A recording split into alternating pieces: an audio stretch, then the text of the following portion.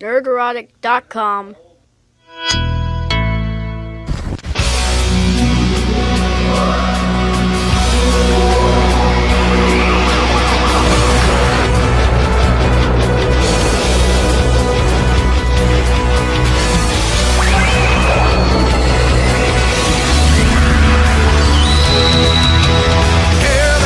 And the crowd cannot wait. Oh, hail Friday Night Tights. I apologize cause I'm probably late. Oh, hail Friday Night Tights. Radical lights and highly organized. It's Friday Night Tights, Friday Night Tights. Time has come, they are finally.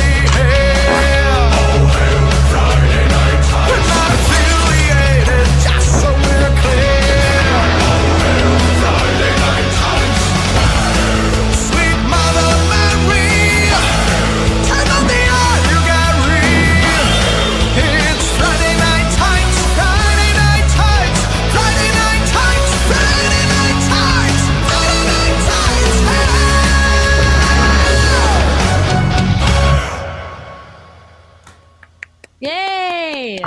Dude, what the? Oh, shit. Oh, no. I muted the audience. Let's do it again. Wouldn't expect anything else. How many shows have I started saying, oh, shit? Probably more than one. More than one. Welcome to Friday Night Tights, everybody. It's Friday. That's why we call it Friday Night Tights. Wow. Really? I had no idea. Holy History shit. there for you. Wow. Big reveal today. Yeah, man. It's almost, you keep that up, people may think you know what you're doing around here. Let's not do that anymore, Let's okay? not build up any expectations that we cannot fulfill. Thank you I'm for that just law glad drop that down. Rebecca Black It's Friday song is stopped being God. relevant, because every Friday I would think about that goddamn song. Also, because we're all tight. That's also part of Are it. we? Oh, we know. Well, from what I hear, Jeremy isn't. Hey, I'm taking some big poops in my life, so I'm pretty sure it's not from the poops.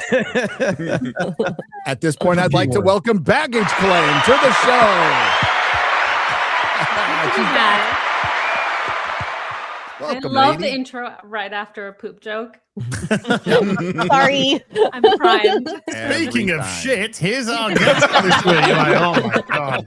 That's the perfect way to segue to our Indian guest, Jeremy. Yeah.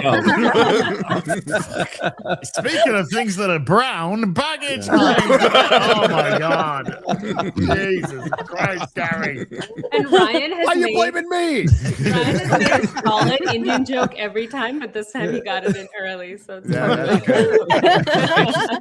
I got to meet my quota somehow. Yeah. So. Yep. Well, yeah, we have plenty to talk about today, and it'll probably mostly be about our favorite subject and James Gunn's favorite subject, James Gunn. that's right. Because he dropped speaking of poop, he dropped the trailer like a deuce yesterday, and oh my god, it's crazy. It looks like an irreverent snarky main character in a movie set to pop music where they'll find the true meaning of heroism and found family. It's totally new, totally different from Never James been Gunn. done. Never been done before. Can't wait to react to that, although we've all seen it.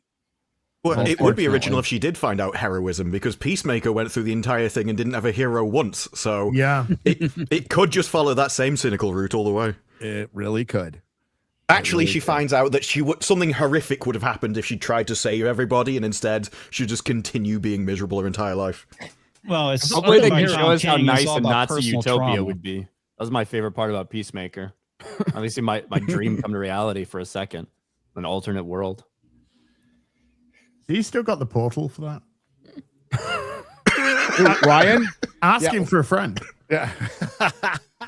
I wish I did, but no. Sadly, it got confiscated by a man who can't tell the difference between a parakeet and a peacock.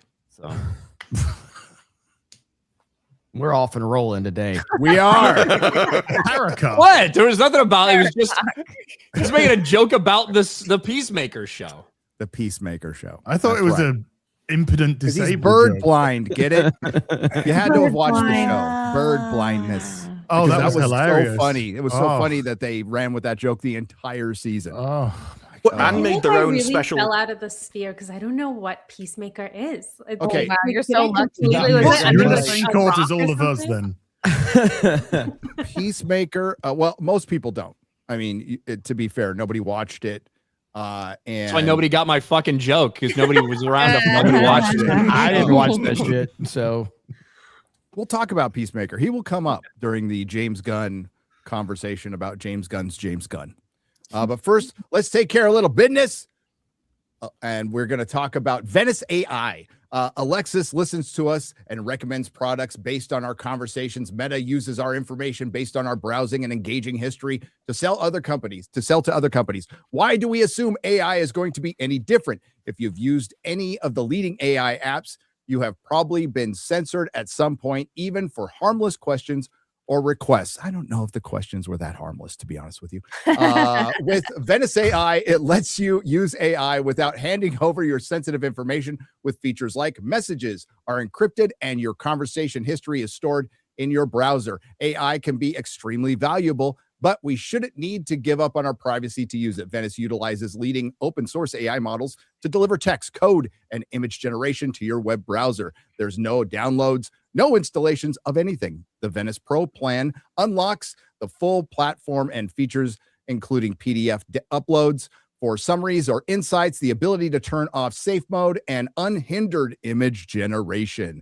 The ability to change how Venice interacts with you by modifying the system prompt, limitless text, and high image limits. If you want to use AI without fear or handing over your most intimate thoughts, Ryan, to a corporation or government, you can get 20% off the Pro plan using my link, venice.ai/nerdrotic, and use code nerdrotic. Thank you very much. good job, Corporation Gary. or country Yay. can't handle my inner thoughts, Gary. No, they can't.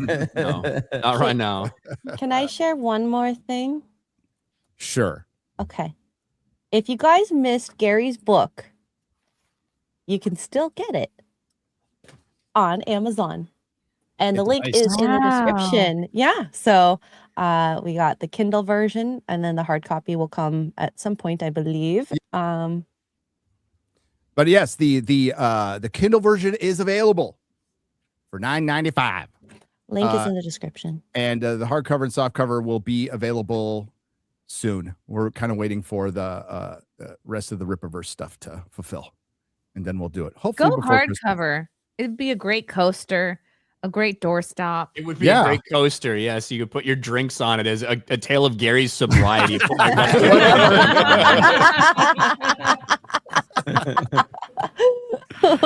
You could do some lines off it. Then you get a copy of My Gary's decaf hard coffee goes on it. Yes, my hardcover. Shad. Shad's sick, everybody. So, and he wants I a bunch feel of like female crap. sympathy. Holy, like, I thought he was just Mormon. He well, was it playing all it comes so hard down. for sympathy from the women earlier. He's like, "Oh, I just don't feel very good right now." And all the they girls all, are like, "Oh, Shad, like, what's yeah. wrong? Yeah. Oh, you need some Kangaroo ate. soup. Fuck You you." know, I get that just because I'm a Jealous. nice guy. That's what happens. You know, that's proven from the Conan Exiles experiment. All the women just appreciated being treated nice. I'm just saying. Aw. I feel like Why shit can't every you- week, Shad, in my soul, but I still show up here.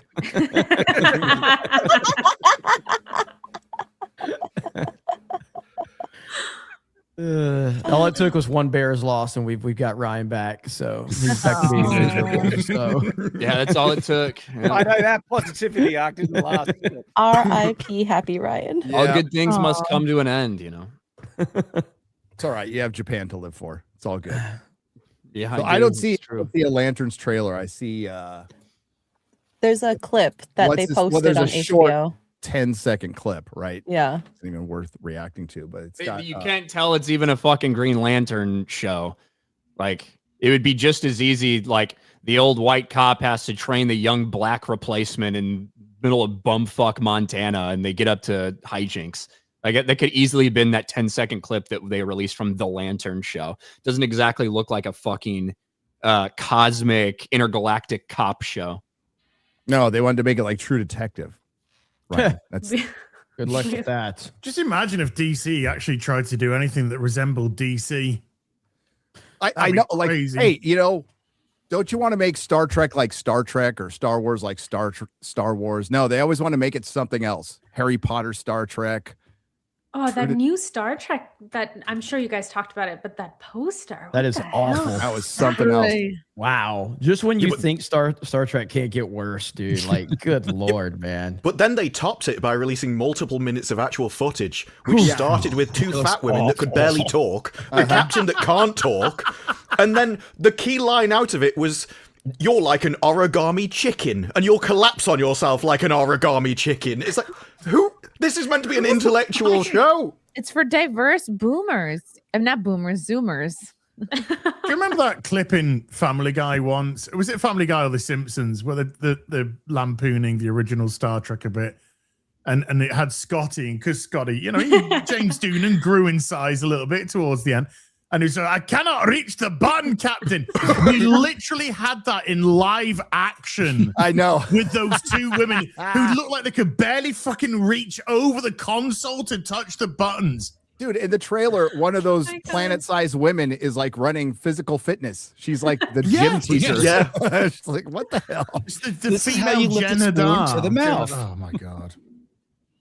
Oh, that's right. Jenna Dar, who is part Klingon and female. Oh, fuck off. Yeah, but then they had a captain. Their entire ship gets destroyed because the captain has a lisp and no one can understand her. She's like, "Raise the shields." Like, "I'm sorry," and then all the explosions come. Completely shreds the entire ship from back to front with one like series of torpedoes launched. It seems like Star Trek in this is extremely weak compared to the rest of the galaxy. Well, is this the like? Because I haven't been keeping up with Star Trek, but like, is this as bad as it's gotten? Because I know it's been horrible, but this new series of this poster and the footage, is this as bad as we've seen? With the rest so of it, far? the rest of it was woke and subversive, but this is Harry Potter in space. That's how they pitched it.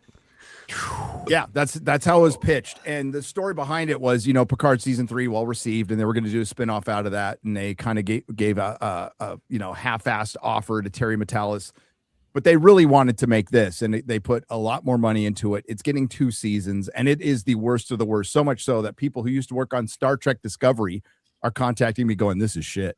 So that's no kidding. That's bad. I hope you reply back going, "You can fuck right up." Yeah.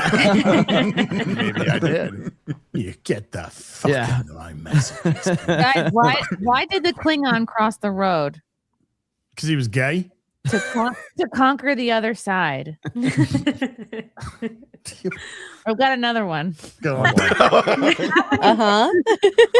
Spock find in the Enterprise's toilet. The captain's log. Ah! All right. Come on, that's all. It's like what do Klingons and toilet paper have in common? The comedian of the group has literally looked up Star I Trek know. jokes on Google. We got GPT this. Fire us all right now. Right now. Oh my God. What? How many Vulcans does it take to change a light bulb? Exactly 1, as it is only logical. Oh my God. Oh God, stop. I know. Stop right now. I appreciate the effort. From I Christy. do. She went and looked up Star Trek jokes. My God. Truthfully, nothing is funnier than the current state of the franchise. No.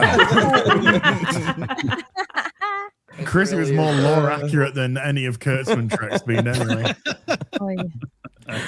I went through this patch. I think it was at the beginning of the year where I just binged the rest of Buffy, because the last time I was here, I was just three seasons in, but I binged the rest of it and Angel along with it, all of that. That was all I was watching. And then I went back to watching, you know, the schlop that's coming out these days.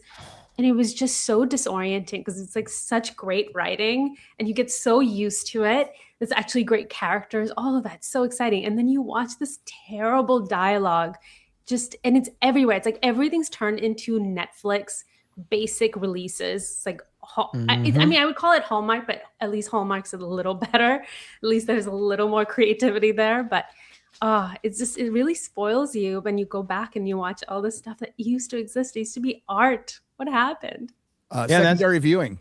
Yeah. Yeah. I mean, and that's why like there's all of this stuff, this AI stuff where these fan projects get put together and people, eat it up. And it's like, it's because nothing is good anymore from the nerd sphere anyway. It's not to say, because there's good stuff. I've talked about Pluribus, Landman is fantastic.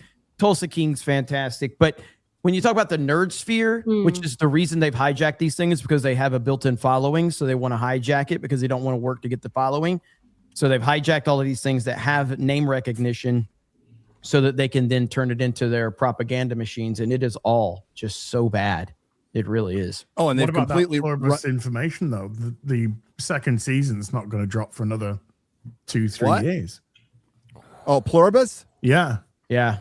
Yeah, that's inexcusable. It's not like it's heavy on CG or anything. It's really I don't not. know. Yeah. I saw that story and I didn't read up on it, but I saw that. I'm like, what's so in depth about this where you have to wait that long? You've literally got a super small cast. Yeah. Now you may add more people, but still, I mean, you got a very small cast, very centrally focused, no CG, simple, like it's a simple yet complex story, but I don't see why it's taking that long, but no. But I'm enjoying the show for what it is. Yeah. The thing is, why should anything take that long? Because a month to make an hour of television should be easy for anyone. It's plenty of time. So you could do any 12-episode series in a year, and you'd still have a month. So just constantly keep making it, and you keep pumping it out annually. When we used to do 22 episodes annually, and now we've shrunk down to 6 and 8 every 3 years, something's clearly gone wrong there. That's not CGI or anything. That is just... Oh, my camera overheated. Something's clearly like you gone can't even wrong. keep a camera going for 20 minutes. It's a sign. It's not CGI. Screen They're goes coming black. for Disparu. I finally found him. You need Disparu, put 50p in the meter. It's I turned something the fan on. we'll discuss a little later because they basically ratcheted everything up in Hollywood and they have so many restrictions now.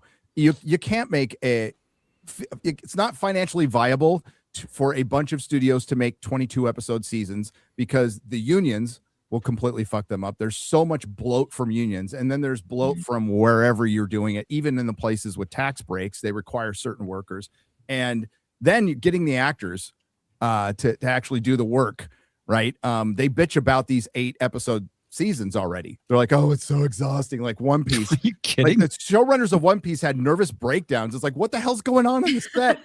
So did my Squid Game. God. He was losing teeth out of like stress, he said, and his hair. I did read an article that said 22 episodes were actually cheaper because they get to reuse a lot of the sets. Yeah. And have to store it for years at a time. But it's getting the workers to do it and getting them back to that system, which, I mean, they should. It would keep retention. It would keep from churn. It would make a lot of sense, and it wouldn't be as hard. But you have to have writers' rooms now instead of just one guy spitting them out and getting his partner. I think they've forgotten how to do it. To be honest, yeah. I mean, at this point, I don't know what I think that was such a powerful ecosystem back when the studios were doing it, right? And because even the best screenwriters, they need someone coming in from up top and saying, wait, this is where it's weak and here's where it can use some work. It's just such a group effort. And then the studios used to do that so well. Of course, now that's way impossible now. We have lost a lot of good potential shows. I'm not going to say they would have been good because we're in the worst era of entertainment ever. But we've lost a lot of shows where a writer had a pitch and then the studio goes, okay, that's cool, but you can't bring on your the guy you write with forever and trust. We have to give you diversity hire. And they're like, nah, no thanks. Right. So we've lost a lot of shows to that, which is unfortunate.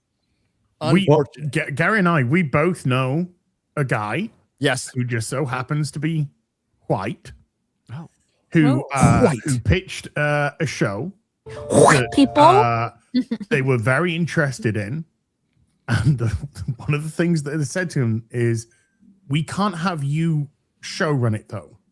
Wow. Yeah, because you're That is white, insane. because you don't match. So do you know somebody of a diverse background that can show run in your stead? On your pitch, on your show, On that your can take idea. all of your credit. It's like, No, I'm good, thanks. Aren't they doing what they accuse white people of doing? They are. Absolutely. They're being racist. But like, they're Baggage stealing claim. They someone are being else's racist. idea. Yes. Yeah. Well, futurism, it makes up for the past racisms. Of That's course. right. Yeah. That's right. Of course, Accuse that's- your enemy what you are guilty that's of the doing. logic. Gary, I Mhm. should be running the show. Yes. Yeah. Good luck. Well, I don't think any of us are going to actually dispute that baggage claim, to be honest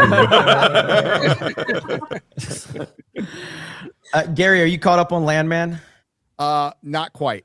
The most recent episode might be the best episode of the entire series. Oh, God, good. yeah. Good. 'Cause I heard That's people great. complaining that it was focusing too much on the women. I'm only 2 episodes in. Yeah, yeah. 'Cause I was oh, traveling Oh, okay. so Oh, much. yeah, Oh, yeah, yeah. yeah. It's The so most good. recent episode is phenomenal. Okay. It's really amazing. Can't So, wait. Yeah. I'm looking so forward good. to it. Yeah, I Mhm. had to get some work done because that whole Egypt and then going to Arizona thing. So I'm back making videos, back to work, back on FNT at home. It's still going to be run like shit, but I'm back at home running it like shit. Sorry. This is And- why you need an Indian to run it. He's already got a load of diversity hires. You know what? I know. Yeah.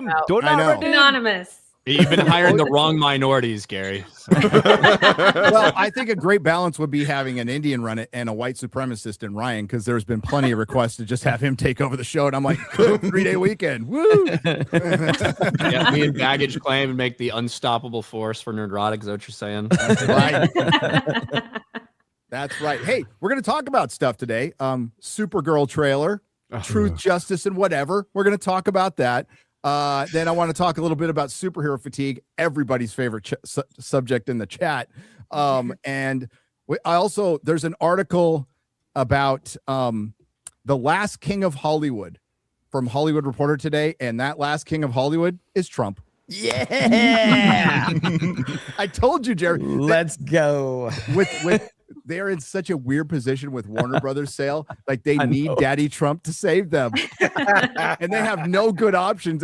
And they know it, and they're so miserable, and it makes me so happy. Oh, that's glorious. The man they have pissed on for how many years? You know, Please save us, Daddy Trump. Hitler, save me. I love it. I love it. Oh my goodness. And then I don't know if you I got this in my video. I was watching Grace again. Grace Randolph called Avatar like a movie for Wicked and Barbie fans, which I completely agree with. That was like one of her funniest takes ever. She said something about God, I was watching a clip of her. She was talking about how offended she is that Hollywood seems to be moving back to conservative stuff. Oh, annoying. Oh God, because she's like, this is I just can't believe this. We're can't going remember backwards. Yeah, we're going backwards. Oh, it was so funny. It was It's so like funny. The future is One- female. Yeah. Right? Like one guy might kind of not hate Trump, and all of a sudden we're going backwards. Losing ground. One studio that reportedly, even though it's not even like probably factual at all, wants to maybe provide content for middle America as opposed to just to the coast. And it's oh my God, what's happening to Hollywood? What's happening to this industry? Yep. It's so funny. It does break their entire worldview, though, because they see does. history as constantly moving towards progress, constantly moving and improving over time. So if you do step backwards, they're like, actually, everything I believe is wrong. Because if we can go backwards, we can go backwards a long way. We can go down an entirely different route. And my entire worldview of history, that the good guys have always won every single war, is completely annihilated.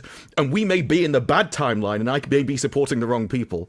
So it kind of makes them doubt everything about themselves. Well, That's the one thing great. they don't understand is that not all progress is good progress. Right. Mm. Yes. Yep. 100%. Well, the thing That's they the thing don't. that- yeah, sorry. Go ahead. Go on. You go on. You're the guy. I was just going to say that, that leftist perspective is always to be pushing boundaries, but you need some boundaries. They aren't necessary. Otherwise known Yeah, as it's- standards. Yeah, Yes. standard. Yeah. Standard. There's nothing wrong with pushing against some boundaries, but it's the word some. Not every boundary needs pushing up against. Like, let's go up to the mutilation of children boundary. Bang, things like that. Don't anything need with to children. be. Or pedos. Oh, Yeah, pedos anything needs with to be children. socially acceptable. That should be Yeah. a very easy line. It's like, let's not cross the line with kids, maybe, maybe just a little bit. Leave them alone. But the feel is if they're not pushing some sort of boundary, then they're not progressing. There's one and TikToker that said, "Oh, children, what is your problem with looking at children as sexual beings? What? What about that makes you so uncomfortable? What is so wrong with you that you look at that as bad?" There's nothing wrong with us. Wow. It's something wrong with them. I mean, Yeah. the very idea of it is it's disgusting. I mean, Come talk to a friend of mine. He's called Wood Chipper. yeah. Found the He's out the pedo. back. Found the pedo, guys. He's out the back. We'll have a My nice good time. friend Louisville Slugger. You know, it's like our old conversation. As you know, I like to nail maps to walls. Yeah, Sometimes I'll nail them to ceilings. Yeah. You got to make sure you nail them fucking hard. You gotta get know. it. You gotta get it through though. So right you know, up against that wall. so it never comes down. Never comes down. All right, so we're going to talk about that, and King Daddy Trump saving Hollywood will be fun to go over that article. But again, it's really long, so I have to kind of go through and get to the. Oh, and they also admit like YouTube is just fucking kicking everybody. YouTube and TikTok is kicking everybody's ass, including Netflix, for good or bad. Yeah. That's what's doing. Not that YouTube is really popular with its own people right now. No. Nope. Hell no. But let's start with. Hang on, I'm running the show today. Oh fuck. Oh, that's a scary thought. That's a scary thought. Oh, this is bad. And it was at that moment we all knew he fucked up. Yes. He fucked up. Making sure my volume's all good. There we go. That's good. Shouldn't you have done that before we started? No. So He's in charge. preface this a little bit. The DCU not off to the best start, despite what some people will try to gaslight. It has a animated show that nobody watched. Has a Superman movie where Superman wasn't very super and practically wasn't the main character of his own movie. Where at the end he was called a bitch by Supergirl. And we had Peacemaker season 2, which introduced things like drug-fueled bisexual orgies and prison sex before, things like Batman in the DCU and Wonder Woman, because of course, it's James Gunn and he's edgy and he's cool. Also, the first film didn't make its money back, at least theatrically. Yeah, like it was not successful, Odin. It was not a successful movie, and people trying to it's so funny that the same people, Odin, who are tweeting that Fantastic Four was this flop, which I mean they're not that far separated. It's like 70 million. They're not that far separated. So somehow 70 million to Hollywood, massive success, runaway hit of the year, and flop. I don't know how you get there. And Fantastic Four was cheaper than Superman. It was, by the way. And Forbes said Superman made 150 million profit. Well, Forbes said that it made no profit, and then a different writer for Forbes quoted Varieties, which was basically just what the studio put out there of the 100 million profit. So then it's like, look, Forbes recanted. It's like a different Forbes activist just wrote a story. Like that's all it was. And Fantastic Four was better than Superman. It was. I think it was in part. I think it was. Yes, it was in part. It was better constructed. Yeah. Yes. Yep. Oh, if it had a male Silver Surfer, it would have been a lot better. It's still a bad film, but I would say it is better. Yeah.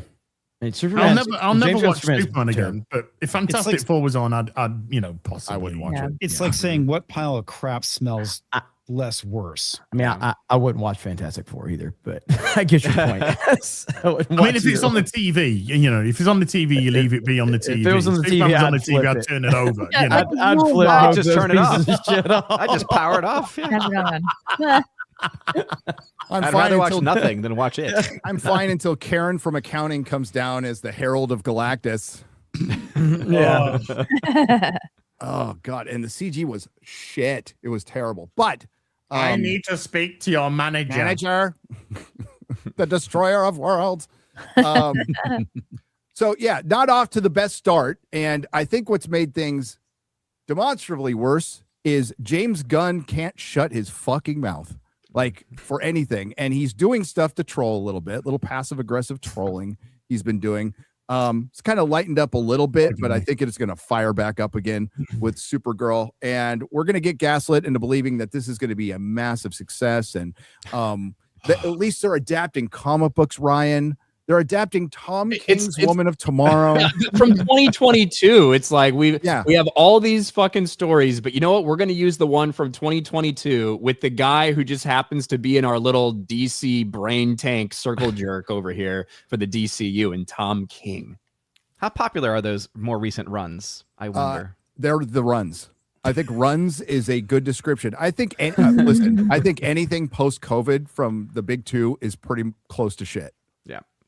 They really fell off after COVID, and they can't afford good creative talent. And that's why something like Absolute Batman is a hit, because it's just, rediscover, or DC finally doing Ultimate Marvel 20 years later, and everything else. It doesn't help the industry at all. But Tom King, let's not forget, was one of the co-signers of the Comics Pledge. Everybody remember the Comics Pledge? Oh, yes, I do, Gary. I just want to give actually some proper stats.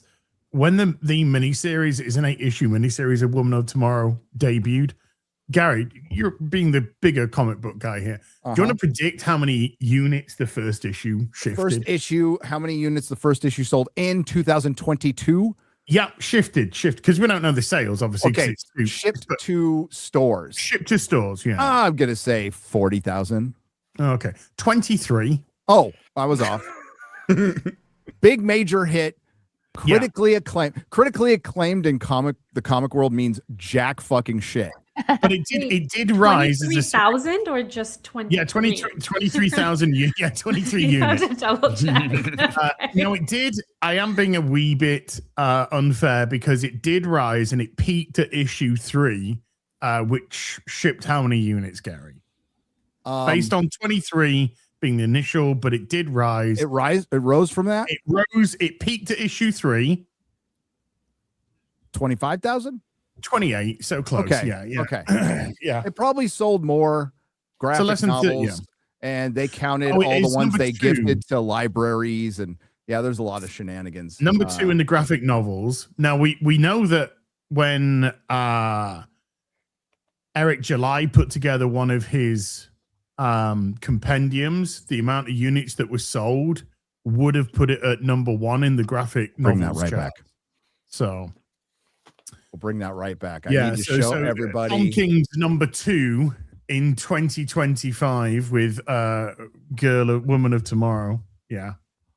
Oh, yeah. I promise not to rape my fellow employees. Yes, this is a pledge. I would never sign something like this, ever. Neither would I. As was This not is a being lot like This is a lot like walking into a store and going, "Don't worry, I'm not going to nick anything." If you feel you need to announce something as you go in, it's a bit suspicious. I know we're a group of sexual predators, but we promise Yep. not to. So, as was not being hyperbolic, this is I promise not to rape my coworker. Yes.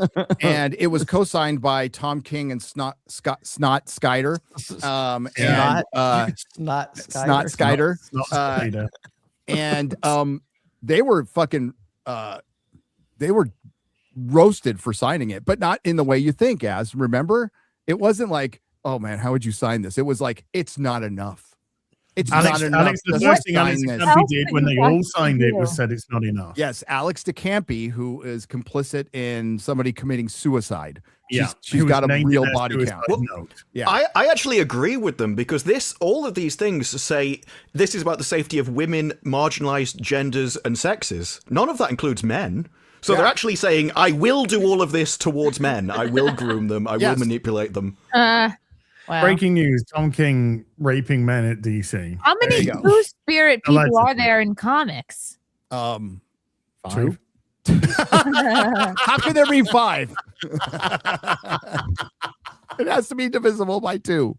Okay. We're not that old-fashioned I pledge anymore. to never abuse or harass, groom, or manipulate women and all people of marginalized genders and sexes. I pledge to hold myself accountable for my own actions, be open to the comments and concerns of my peers, and educate myself. It sounds like a lot of work. Jesus Christ. Sounds like a lot of reading. And let's be honest, cannibal is more appropriate than accountable. I promise to be a cannibal. Yeah, I promise to be a cannibal.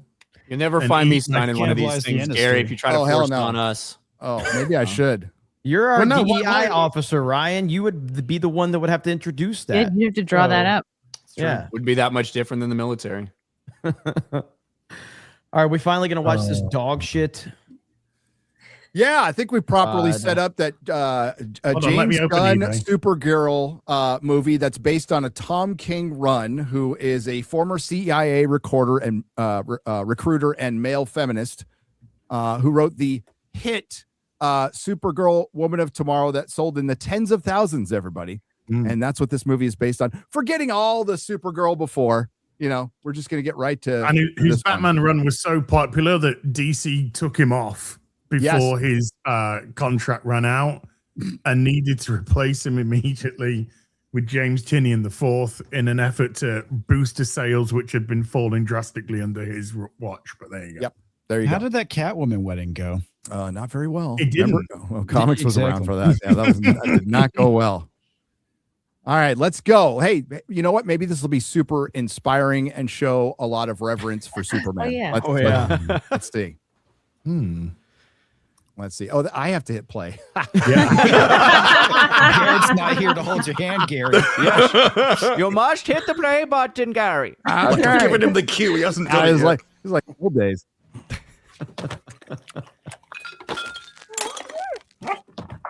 Oh, we're gonna get hit on Pop Stop. He's a really good, neat band. Sorry, as long as you keep pausing it. There it is. Look at us. We're so edgy. There are a few things to unpack about this because yes, there's the subliminal message of the creators choosing to do this as well. Subliminal, but it also Yeah, she says it. She put the paper there for him to piss on. Exactly, that's my point. Then she says, "Oh, good boy, you finally pissed on the paper," meaning she also put it down, and as it feels like a reaction to seeing Superman on the front page. It's like, yeah, piss on that for so dwarfing hair. Yes. Well, literally, if you look at the paper, she's got the smaller article compared to him. So it says Supergirl rescues cats. Yeah, whereas he stops a nuclear reactor from exploding. He did the far more important job, but it will be. I can't believe she didn't get prime headline. Why didn't I get credit? She still made the front page for rescuing a cat. And it's like it's so. I think I saw Garrett arguing about this with people on Twitter. It's so intentional, right? Yes. Because it's not even a fake dog. It's or it's not even a real dog. It is a fake dog that has been animated. So every part of this had to be storyboarded and scripted and sent off to animators. The idea of this is what we want from this scene. The CGI piss that we animated from a CGI dog's dick to go all over the face of Superman. And that's what you wanted to put in the first 10 seconds of your trailer. And that had to get by a lot of people, including James Gunn, the studio head, and Peter Safran. And they all thought this was a good idea coming off of Superman. So they're either in a massive fucking bubble or it's a troll. So I thought they had like a stunt peer. This is AI, you're telling me? Well, it shows you that they hate Superman. They hate Superman. They hate what he represents. They hate America, which is why they always get rid of, the American way line. And also, James Gunn feels the same way. Like this is this chance to do the subversive. This is the character I actually, wanted to do from the very beginning, where I can just do all the James Gunnisms in it. So that's what we're gonna get. Well, and some of the cope is Kara Zor-El is on the paper too. Stop. Just fucking stop with that bullshit. The P is hitting him right in the fucking face right there. And as Ryan just pointed out, an artist had to put that in. Had to make that happen. But also, the boundary of the P is Supergirl. You get bits of splashes, but it's not as if it's on her. No, the stream is very much directed at Superman. That's the intention. It's not pissing over Supergirl as well. She's a byproduct of this. The irony is, of course, is James Gunn is pissing all over his own fucking Superman. Yep. Which in my eyes is the only correct thing that he's ever fucking done, because he pissed all over him in his first film. Whole movie. Yep. Absolutely. And if anything, including Supergirl on the paper, it makes it look worse, because now it makes it look really petty that she's thrown it away because she didn't get the big article, and she's pissed off that Superman's getting more of the credit for doing better things than she. So. Who's the villain of this story? Is it accountability?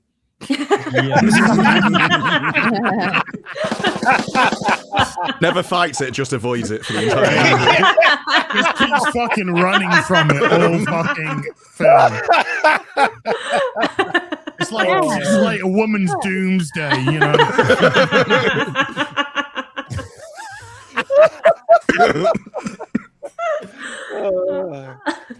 Oh my God. So again, this was deliberate.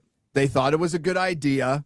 And let's not forget the poster that said truth, justice, and whatever, which doesn't even work because you didn't use truth, justice, in the American way in your Superman movie. Correct. Which is how they're going out of their way to continue to take a shot at that line by using it when you didn't even use it in your movie. So you're going out of your way to go after that line from a perspective of we don't even respect that line at all. It doesn't even fit into the universe that they are in now.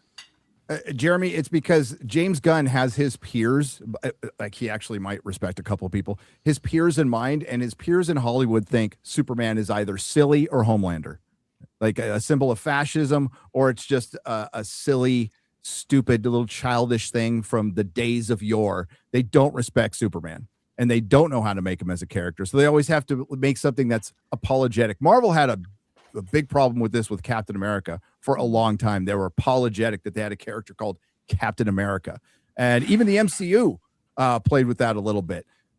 So yeah, it's there are people out there who wanted to make a good Superman and who could make a good Superman, and DC said no, as you know who I'm talking about. Oh yeah, I know. Yeah, DC said no.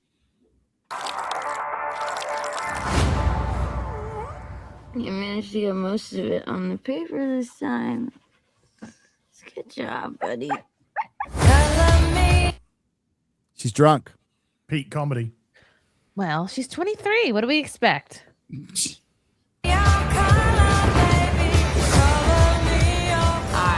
Cars are out. Space bus stop. Yeah. That's funny. And those ships totally look different from Guardians of the Galaxy. I know, right? Yeah, totally. Like not the same at all. No. Flight is clear. So the person that's taking a ride on the space bus because they don't have the powers because they're on a planet with a red sun that doesn't look like it's got a red sun suddenly uses her powers in this bar scene. I think that the way it's, my guess is the way it's going to work, and we've kind of seen this played out in a couple different pieces of like Superman stuff when he goes off planet. Like he might have like a couple punches left or maybe one laser burst or whatever, but he can't recharge. You know what I mean? So I think she's going to be super fun. That's my guess. I'm just guessing based off what we know of like previous Superman iterations, but like it's not going to be full power. It's probably going to be very weak compared to normal, and she's probably going to run out quick. If I was a betting man. If you were going to do that, though, the way you'd play the character was she couldn't be an insufferable prick who, whenever, like, there's a load of people in a bar coming for, she should now be worried or at least trying to fight them normally, rather than egotistical as if I've got all of this power. I am on Earth. I know there's nothing you can do to me. But she still has the confidence of being on Earth when she's supposed to be in a weakened state, drunk. She's acting like Hancock throughout the entire movie. Absolutely. As if she is invincible. Even though she turned up to Earth drunk at the end of Superman. That's actually the second villain of the movie, which is Logic, and she's going to try to evict him too. I think that's the writer's villain, in all fairness. Yeah. AKA James Gunn's. The 23 will be the best year yet. Call me, blah, blah, blah, blah. By herself. Let's be honest, babe. It's not a very high bar to clear. You can say that about superhero movies right now. So whose fault is that? Yeah. Do you think that maybe all the women are going to love this? Like maybe all the women that have like internalized trauma from a long time ago. And, I can't be the person you expect me to be, the person society wants me to be because of all this stuff. You think that maybe all like those women are going to be all over this movie? Or the wine moms? No. They might be. But do you think they'd ever go and watch a superhero movie? Yeah, exactly. Depends on the marketing of Yeah, it. if Jason Momoa's in it, they will. Yeah, thanks for Topless. I'm just too busy posting on social media for attention than going to a cinema to watch a film.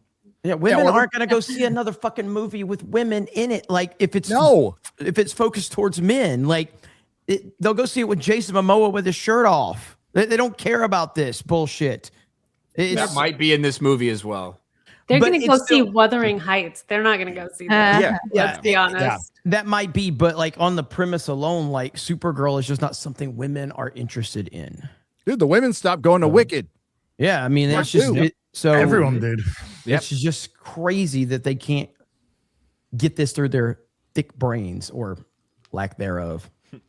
But they're going to keep trying. trying. Would mean they would have to accept that men and women are different and have different tastes. And the moment they accept that, everything in their movies falls apart because they treat them the same and they think because they're the same, they should have the same standards and they should have the same roles. The moment one domino falls, their entire worldview collapses. So it's something they can't admit. Correct. Completely agree. CG dog.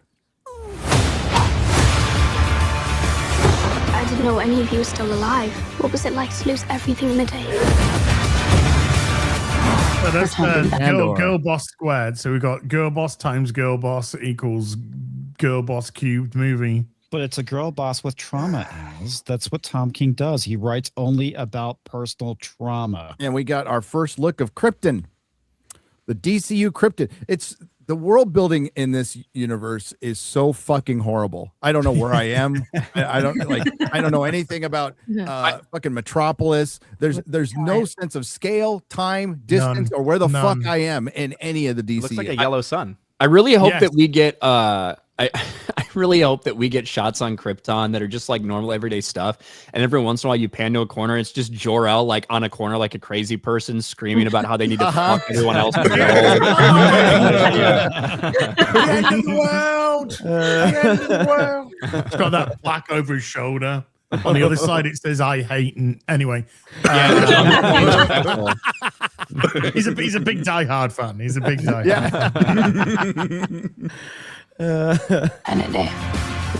Wait, I want to go back there. Some more Krypton.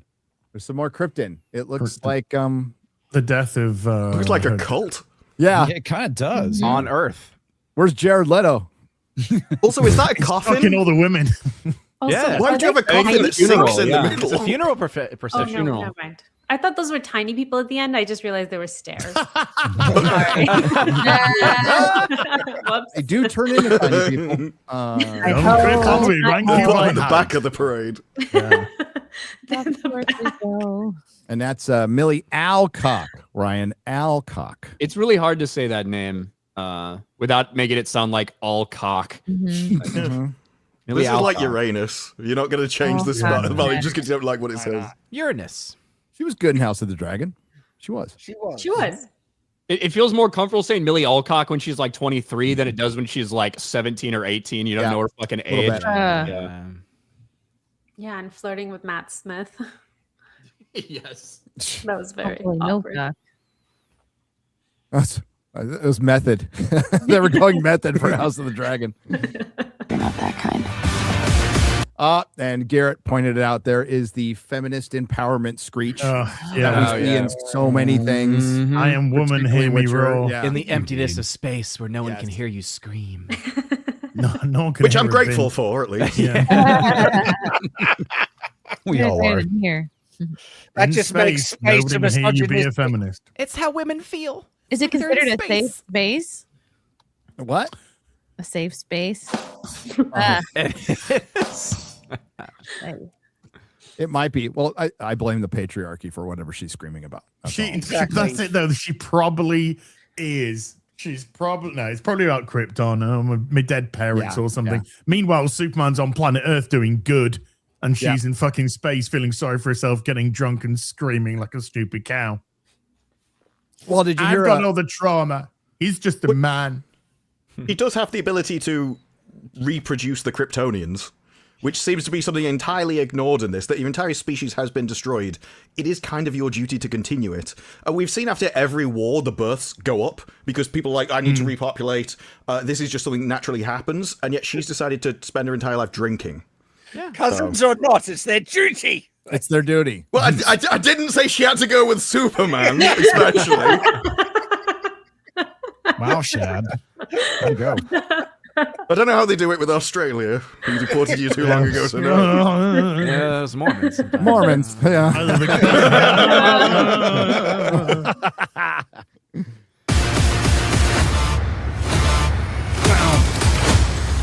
Oh, that totally does not look like Guardians. No, it's a Christmas special. So Guardians. God, he Come cannot. on. It looks like a fan made a bunch of clips of what they thought a James Gunn Supergirl would be like. And this is what we have. You literally can't tell the difference in this. They took from Guardians. They just took clips from Guardians. It's what it looks like. Yeah. It's so fucking bad, man. Just imagine Supergirl. It's making me retroactively hate Guardians movies now. Like, and I love those movies. I'm like going, man, maybe this motherfucker really only has one trick. If you go back and one trick. I went back and watched Guardians prior to Superman. I do love the movies, though, and the Suicide Squad. And there is a lot of, particularly with Volume 3 and the Suicide Squad, there is a lot of repeated action stuff. There's a lot of repeated scenes, of repeated jokes. There's even something that's slightly repeated in the Guardians of the Galaxy Christmas special, which I like. With Kevin Bacon. Yeah. I like all those movies, but it's just that James Gunn truly, he only has this. He can't do anything else. No. And he's not even going to try. Going to DC, you would change the color palette, change something. Something. Like, it looks exactly the same. Mm-hmm. It's why a lot of the comments you'll see on Twitter are, well, James Gunn didn't write or direct this. It's like, no, he's just in charge of every single part of its creation. Right. So right. No, it has to aesthetically match. Even though he came out and said, "Oh, I'm going to allow differences," I haven't seen a difference yet. Like, I believe if you got cast by somebody and then you wrote something and they gave you notes, you would listen to them, and so everything ends up looking like the guy that gave you notes. Does James Gunn look like the just based on what you've seen from him publicly, look like the kind of guy who's just going to let another creator under something he's in charge of just to do their thing? Without, not even close. No. You can't let a random tweet from a member of the public go without a comment. Not even close. Yeah, he got issues, man. Again, man, Donald Trump is jealous of James Gunn's ego at this point. Like, that's how bad it is. It's absolutely insane. There can be only one. You see when he was on social media the other day saying that, when you want to see something, you should really say that I want to see this and not we. You're not necessarily talking for anyone else. What So a good ally. What was he saying about Peacemaker? What was he saying about Superman, Ryan? He was always, I really like this. I thought this was a great scene. I think my series was great. Awesome. Okay. Yeah. What's He's the such audience a think? fucking queer with a cuck fetish. What a little piece of shit. James Gunn is such a fucking loser. He's incredibly unlikable. He really is. I think he's incredibly insecure. Watching every male star fuck his wife. Disgusting. That is degenerate. weird. That is completely weird. And they talked about, remember there's that behind the scenes where they talked about. That was, yeah. Yeah. I have never seen more of an awkward thing. It's like, look, I like this, but I don't want everyone else to know about it. But you keep bringing it up in front of everybody. It's weirder than a couple off-color jokes. The fetish of constantly in public, like having your wife fuck a million other people. Like that is stranger because it's gone on for a very long time now at this point. Well, even she thought that. He was the one that was going, yeah, well, I kind of had to do it, reasons and whatnot.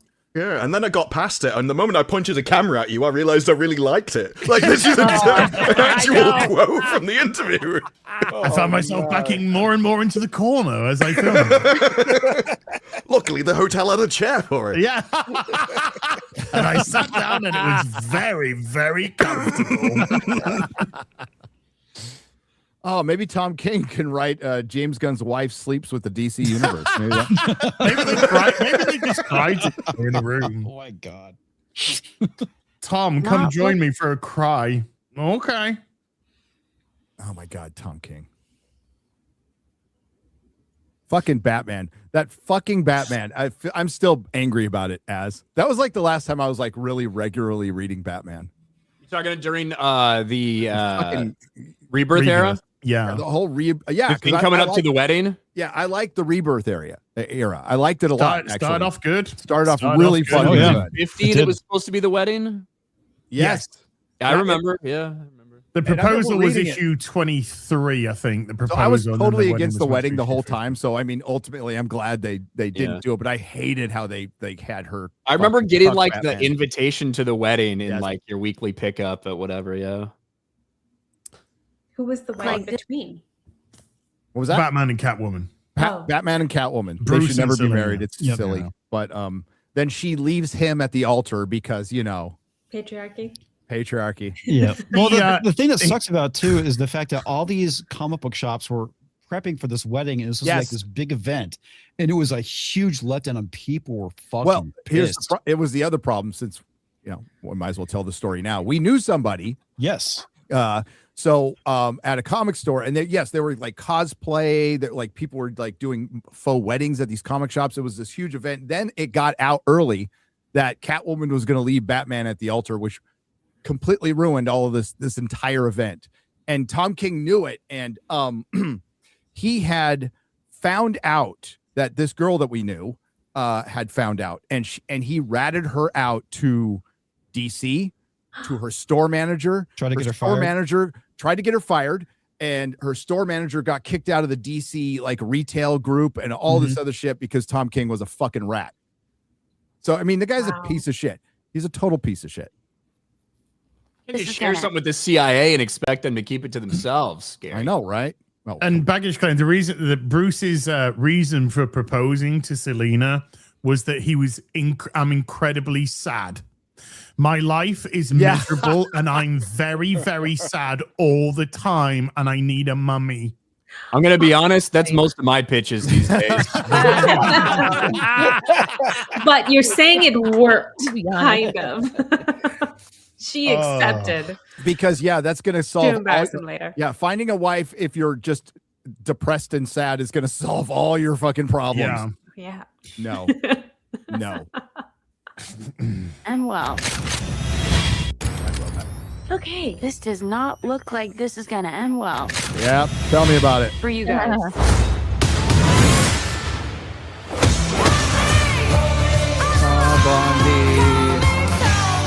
Was that James Gunn's brother? What was that? Was that James Gunn's brother? I was really wondering if he was going to be cast in this, like every. Oh, James Gunn he's project. already in Superman. He was in Oh. Superman. So All I right. mean, he might be cast. He could be some mocap character in this too. Who knows?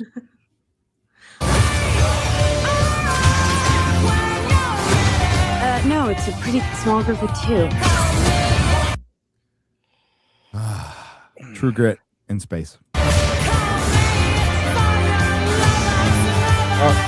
Wait, I gotta go back to that. There he is. Lobo. Properly cast, fan cast for many, many years ago. The fan cast of Lobo, of Jason Momoa. And people have brightened up the picture, and it looks pretty good. But you know why he's in this movie? Because they need a team for a start. They needed somebody to be a hook to watch this movie. More people are more excited. Most people are more excited to see Lobo than they are to see Supergirl. And I get it. I mean, I would have been happy if they announced a Lobo movie, solo movie with Jason Momoa. I think that would have been the better choice. Not for a second movie by any stretch, but yeah, this is the second movie that took the place of The Authority, which wasn't even an original DC title. I don't know if a lot of people know that or not. It was a Wildstorm title. Yep. Yeah. Not a DC title. And that was going to be your second movie. This is only a slightly better decision. I think it'd be about 50th on my second movies. My second movie would probably have been Batman. Dude, Supergirl is nowhere close to the top 10 of second movies. It goes Superman, it goes Batman, it goes Wonder Woman. Then you're looking at either Green Lantern, Flash, something along those lines to boost them up. And you could do a good Lantern. You could bring in multiple Lanterns. I don't think there's anything wrong with that. But let's do a drunk, irreverent Supergirl as your second movie and put the Green Lanterns on HBO and call it Lanterns, because we can't use the color green because that would be silly. Yeah, silly Billy. Even though they have like rings that run on fucking willpower and can make mallets and shit like that, it's like, but saying Green Lantern will be silly. Well, that's why I know a lot of people's criticism about the CW Supergirl was that she was basically Superman. And so I don't think I actually know what the character of Supergirl was meant to be. But that character was far more likable than this. And the first episode of Supergirl, it was far better than this. They did make it so, there's a lot of jokes about her costume and how he's want to dress her up in skimpy outfits and things. And that would get way more people into a cinema than I'm just a drunk person who hates life and hates everything.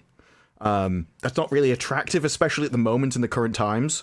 Generally, if you want to inspire somebody, you do the opposite what they have. So when you're in the great times, you can take the piss out of things, but in the dark times, that's when you aspire people to be better. And you're kind of doing this at the wrong time with the wrong emotion. Yeah, I see the same problems with this movie that I see in Thunderbolts when it comes to the whole, depressed superhero lead. It has a bunch of characters nobody gives a fuck about. Well, yeah, I mean, there's that too. But the idea that you have this character who's, supposed to be a superhero, supposed to be aspirational, and they're not. They're just a depressive drunk, and they why don't should I care about this character? Aspirational at the end. You would think, okay, if you want to start out that way and then make it a story of discovering heroism, fine. But I don't see a hint of that here. No. I haven't seen a hint of that from anything of James Gunn at all. Disparu brought up with Peacemaker. It actually reverts and gets worse. So I'm waiting for the heroism. I'm waiting for that foundation, because none of this shit works without that foundation at all. This is like the media loves to use the term late stage capitalism. This is late stage comic books. This is late stage comic books. After you've built up the establishment of the hero and they've gone on their adventures and everybody knows who they are, then you could start, playing around with stuff. You don't start out that way. I'm also not sure you can do it with Supergirl, because the whole idea of somebody discovering what they're supposed to be or becoming a hero is generally a more male story because they're disposable. So they are used in all of the really dangerous jobs. They die at a far higher rate and stuff. But what matters is they step up at the time that they're needed to defend people. The issue with her is that women are always treated as far more valuable. They're supposed to be doing something their entire life. They're supposed to be having kids. They're supposed to be good mothers. So you don't get to waste your life, because by the time that you learn what you're supposed to be, you can't be a good mother anymore. And so I think they've told this with if that's the story they want to tell, they're telling it with the entirely wrong character. Yeah, and I think you can't be anti-patriarchy and then also have any kind of optimism. I think that's one of those things that just doesn't mix, because to have optimism, you need to have gratitude for what we have, and to have gratitude is to recognize what people have built, primarily men have built the world and protected the world and won wars and kept women safe. But you can't have that perspective and then be grateful and happy if you're going to be anti-patriarchy. So anti-patriarchy, you have to be nihilistic. Everything sucks. And the past is nothing but just men and like the negative aspects of men. And everything has to be upended. Everything has to be co-opted and destroyed. Well, and to add to that, happy people don't go and start the riot, and that's what they want. Well, and that's why they are, they being the activists who are absolutely no fun. That's been established. They really don't like people being comfortable. Remember, we saw a lot of that during BLM. It's like enough white comfort. Yes. Especially coming from an entertainment industry that relies completely on comfort. It shows how far they've fallen off. I was on Piers, who's really popular right now, with Drinker, and we were on with this activist chick, Dr. No Fun. And we were talking about comedies, like the top comedies, and Piers gets to her and she's all, I don't like comedies. Of course she doesn't. She screams fun. Yeah. This is a very common thing with left-wing people. They do not get comedy. It requires some kind of abstraction, whereas they have their very fixed worldview. And so if you take the piss out of their worldview, it's the equivalent of, what's the word, where you go against religion? Blasphemy? Blasphemy. Yeah, it's the equivalent of blasphemy against their entire reality. I don't laugh much, but I do like comedies. Yeah. Yeah, because comedies taking a look at ourselves and laughing at ourselves. And they cannot do that. They cannot look at themselves and laugh. They cannot see any humor in that, because they are so single-minded and they are correct. They are right. They are righteous. And it's that righteous indignation which is their absolute downfall.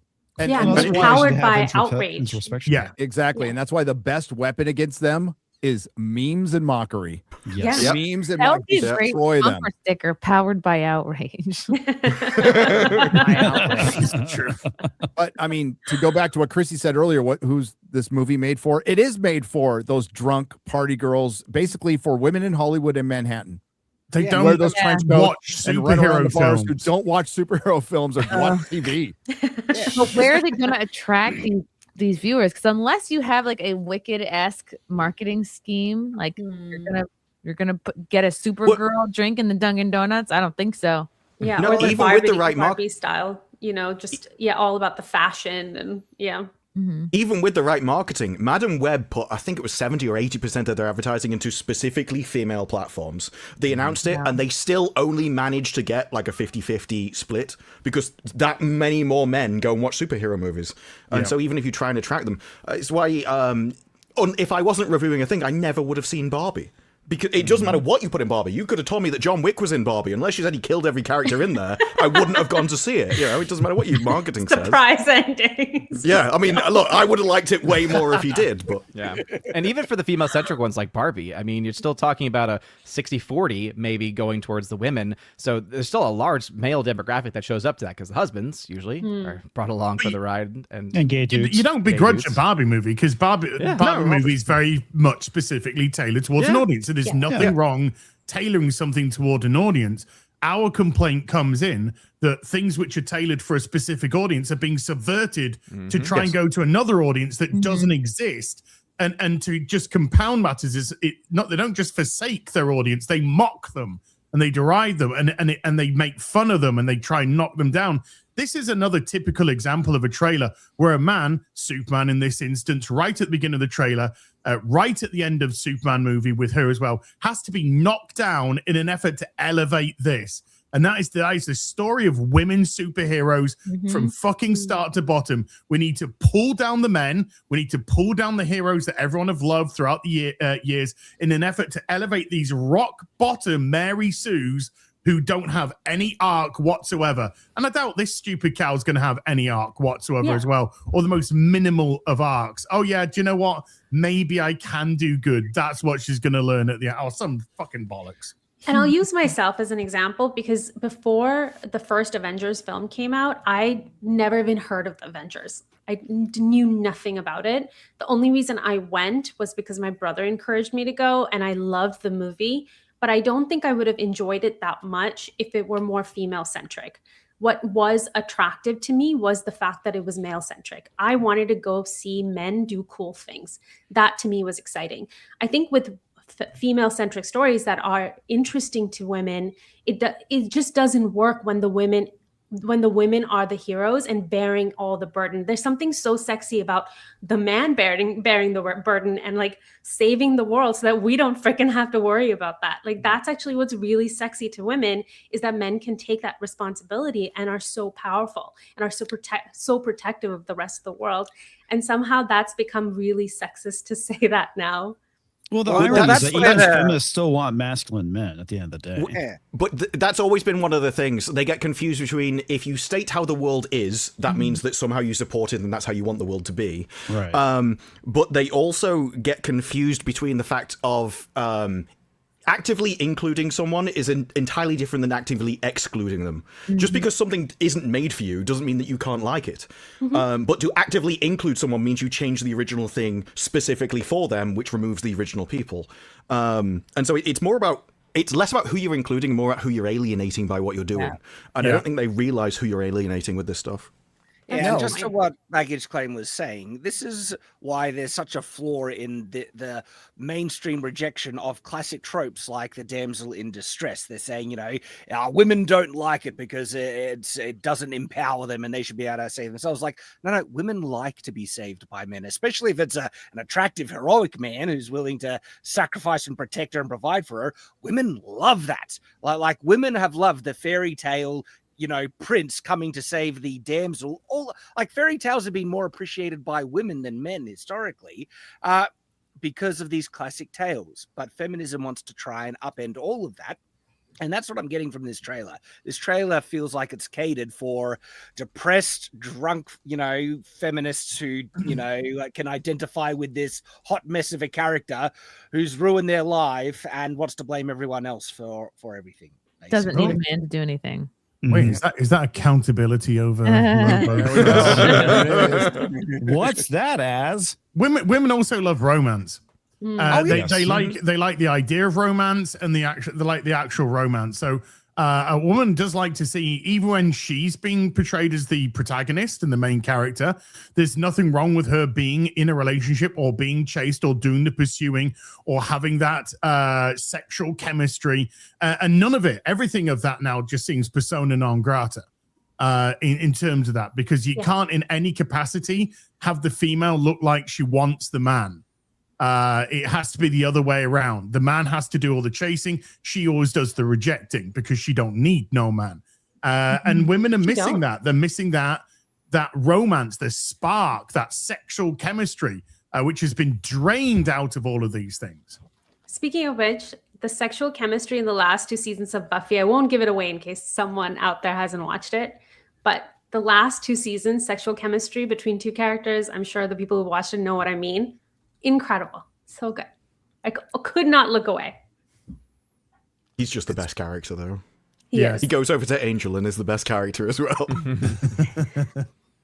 Oh, damn. Just the best. I'm looking so much chemistry for a clip and I can't find it. Garrett, if you're out there, help me find it. If you're out there, help me, buddy. Garrett, where's Garrett? Oh, this is no prayer to Garrett. I think it was Garrett. I'm drowning.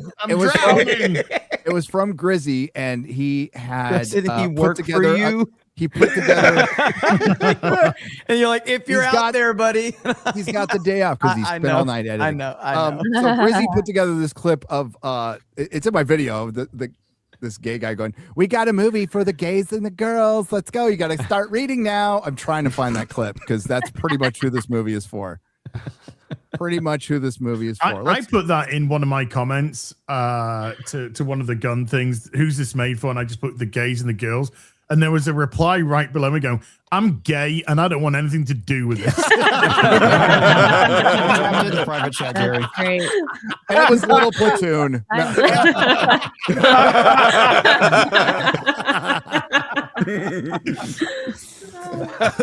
Mr. Grizzy does rule. Like he's got the clip somewhere, but God, I dropped in the private chat, Gary. If you want to. Oh, you did. You got it. Oh, thanks for the assist. No problem. Oh dear goodness. I was excited for Superman. You hear me? I am more excited for this movie. This movie is for the comic book girlies and gays, so y'all better start reading. Okay, I cannot wait for Superman. That wasn't they thems. What the hell was that? I think all of this might be. Oh, I can smell this room.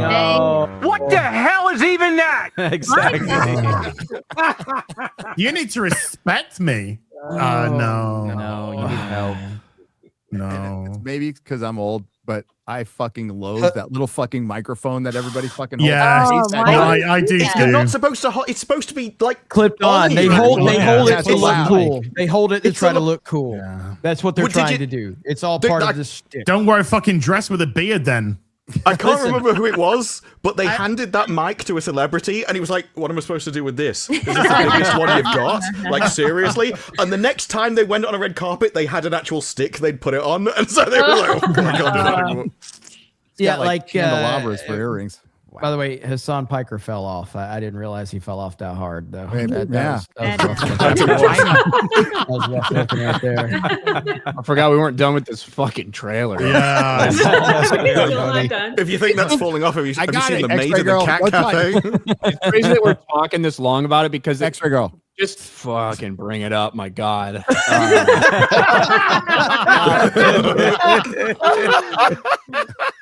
it's like there's nothing to it. It's just so underwhelming and completely. If you would flip a coin and guess what is the tone you think James Gunn wants to strike with Supergirl, this would be it. But there's like nothing in this fucking trailer that makes me invested or interested in anything at all. There's one thing I like, but it'll come up towards the Is it the end? No. Is there a sword? Is it when it finished? I think No, this is it. This It's is the one it's a thing I costume. like. A superhero costume, I think, is done. Yeah, her costume. Oh my God, the bare minimum's been met. I know. Wow. I know. She's wearing clothes. We're dealing with very it's low like a bar show at the here. very end of the movie. Might have been improvement. I think I mean, the best costume is the classic costume with the skirt, and at least they're doing that. But that's all. That's all I Sure. got. And it's a white girl. It's a white girl who's blonde. You All can't right. prove that. Classic. What Superman man? What Superman man? Hang on. It looked like that they were lying in bed next to each other, and she's talking to them, and it's like, are they gonna queer code? Dude, the guy's Girl in about it? 6. The girl's about 6 years old, dude. I wouldn't. No, it's a pretty small group. It is James Gunn. Oh, that's good, John. What Superman man? He's covered in piss. And he sees the good in everyone. And I see the truth. I can believe that in Hollywood, though. That's the thing. You have to remember where this was written, and if you look around you and you're like, no, everyone around me is scum, I'd be like, I can understand why you might think that. Yeah, well, it depends on your work environment, I guess.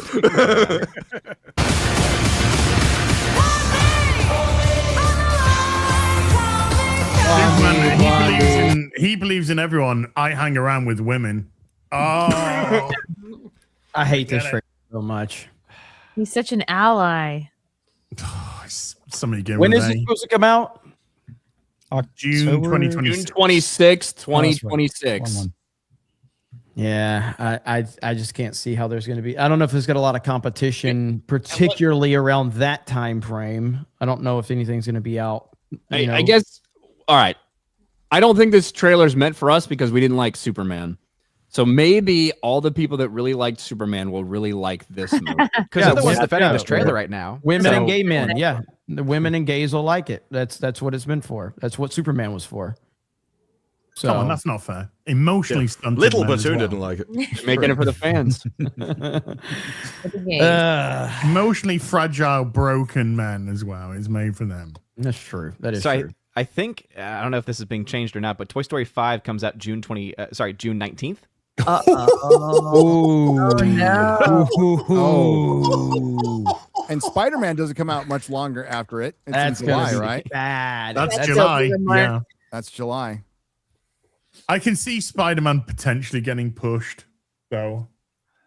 Really? What if they're still No. filming, post-production completed. It's going to be a real crunchy post-production. They're using they're using a lot of practical on that and zero on Doomsday. Like none. Wow. No. Even to the point where I know somebody who was there when he heard that they were using practical effects in Doomsday. He's all, where? I didn't see any.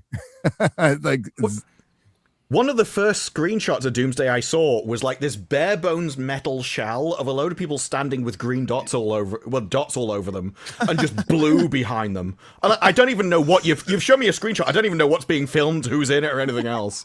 All right, so you're gonna love this. Supergirl is gonna be between Toy Story 5, which comes out And the 19th Minions. of June, and Minions 3, Oh. July 1st. Oh. That's All right, Well, so they it's get destroyed. family. At least they're not the same audience. I'm really happy. I'm really kind of happy. I'm feeling really good right now. you're like, actually. go fifth Yeah, Toy Story yeah. sequel. Well, and Man of Tomorrow, whenever that comes out in 2027, 2 weeks after that is Minecraft Movie 2. Yeah. And that was Warner Brothers that They're made both that Warner decision. Brothers. Yeah. Yeah. Well, if Zootopia 2 has taught us anything, Toy Story is probably going to crush it. If It's got- Hold on. If I if think so. Zootopia 2 has taught us anything, it's that the Chinese really fucking like animals. That's true. animals. I can't believe I fucking hated Zootopia. I saw it one time when it came out. Oh no, I liked it. I hated that movie. I haven't seen the second one, but it was a identity politics driven garbage. It played all sides, honestly, because it made the ones that you would think would be the whole victims and the ones that you sympathize with, they were just as bad as anyone else. So I liked it because it kind of made everyone bad. How much is it going to make in China? It's right now at $444 million. That is insane. At least according to the numbers last report. So it's looking like over 500 easy. Jeez. Which this would be already, I think, the second highest grossing Western film in China. The only film that's ahead of it is the $615 million made by Endgame. Yeah. Wow. Yeah, This film could it potentially beat- compete with Endgame. It already did beat on, I think, some of the dailies. Yes. In terms of like ticket sales and stuff like that, it did already beat like Endgame's record for biggest day of all time. Yeah. There's a lot of fucking people in China. So That's so weird. Like, why is China going crazy for an animal furry film? I have a lot of I think it's questions. because it's set in a communist utopia that's kind of a police state, and they really like anthropomorphic animals. Wicked 2, though. Wicked 2 in the UK took nearly 50 million in the UK.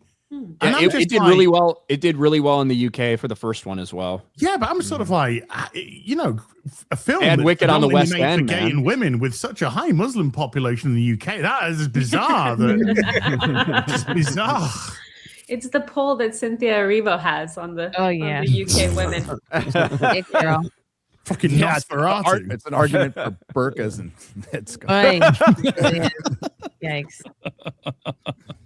Yeah, what a better place for women to go and have the idea of like stepping out, defying gravity, defying expectations when you can't even leave the house without your fucking face like hidden. So maybe that's appealing to them. Is Wicked 2 matching Wicked 1? No, not domestically at all. No, I don't think it'll go on. It had a higher start, but it hasn't had as good of holds. It's been other than the first 3 days, it's been behind the first Wicked every other day. So it's already I heard it 33 was million behind the worse. first one. I heard it was a pretty big drop off from quality wise. Yeah, they did not adapt it very well, and then they added 2 new songs which were terrible. It's just everything about it. So Maybe the Ryan, weird press conference weirded everyone out finally. Yeah. Their behavior. I don't think it had anything to do with that. I think it's I think it's just that this second half, one, it's not as fun, and in general, it's not as well received even in the theater, right, Gary? No, it's the second act was not as good from what I remember, which was many years ago. Yeah, it's not as good. Didn't stick in your mind, huh? No, kind of shits on Wizard of Oz a bit. I like a lot at the end. It becomes impossible to ignore that. Like, I think in the first one, you can watch it and be like, okay, I know it's set in this alternate reality. I know this stuff didn't really happen, but whatever. In the second one, it's kind of impossible to remove it from that with all of the hints to the lion and the scarecrow and the Tin Man and everything. And you're like, yeah, there's no way it went down like this. And just loses any sense of real believability. It's almost like you say Act 1 is much more feminine, and then Act 2 is much more masculine, because that's when there's like war, battle, and things like that. So that could also be a factor of it as well. The second one was just a worse, poorly written film in comparison to the first. There was a lot of stupid plots that just pulled me out. What did you think, Gary? Yeah.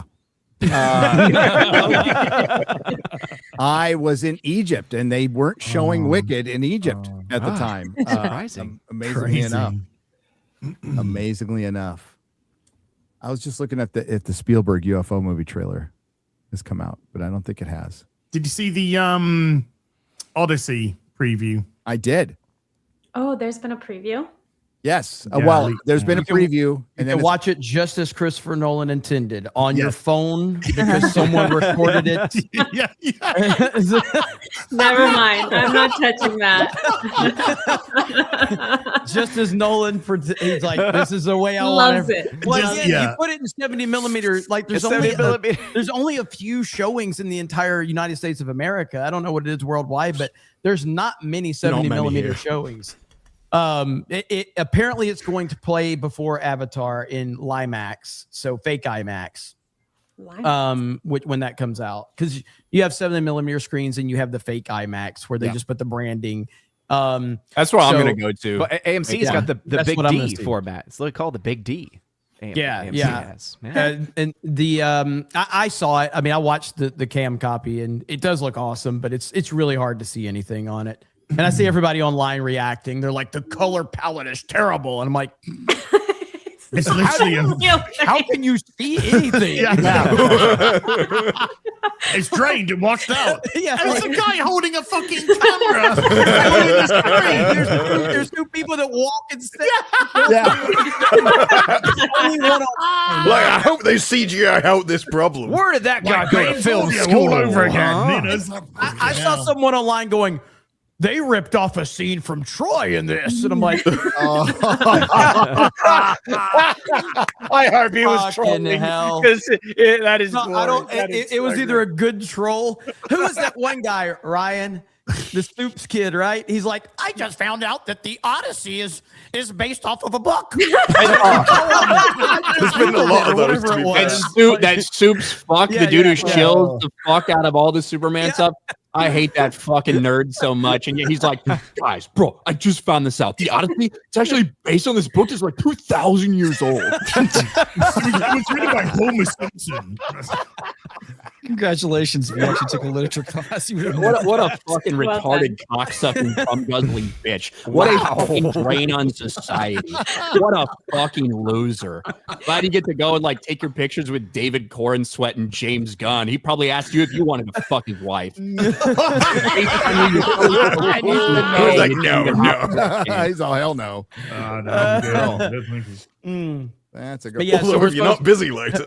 we're supposed to get the prologue will play in IMAX and fake IMAX for Avatar, and then the trailer, the 2-minute trailer, is supposed to drop along with like 3 different versions of Doomsday. They're doing everything they can to help out James Cameron get to $2 billion again, aren't they? Like, my goodness. Yes. How does he manage to do it every time? And then the movies have absolutely no cultural imprint. It's so weird don't because get it. yeah, like so He acts like there's been 8 avatars and there's been 2 so far. but still two two's a lot. Biggest movies in the world. The first one was already bad enough. So the first, I didn't like the first one. I saw it once. I did like the second one. I have no understanding of how either one of these movies made $2 billion. Like, I have no understanding. I don't get it. Nobody talks about them. There is nothing. It's so weird. I don't think this one's going to hit 2 billion, by the way. Could it be as shallow as it's pretty? The effects are nice, and you get like a visual delight in watching, and that's it. Like the plot doesn't attract people, the characters are bland, or anything like that. But because it's really, really pretty, that's all it took. Marketing's a big thing, very aggressive marketing, and they're clearly, it's not really as big of a domestic property, at least it seems to be going down in interest domestically. It's the international audience that just loves it for some reason. Well, you can make that argument for the first one, because I remember when that released, and there was a huge deal made about 3D. Like, this is the one that's made in 3D, and that was the movie that disappointed me in 3D. Because like, it's only the realistic CGI is like 2D as it is, and the rest of it I don't really get the effect. But it was made as like a big thing of the next generation of movies.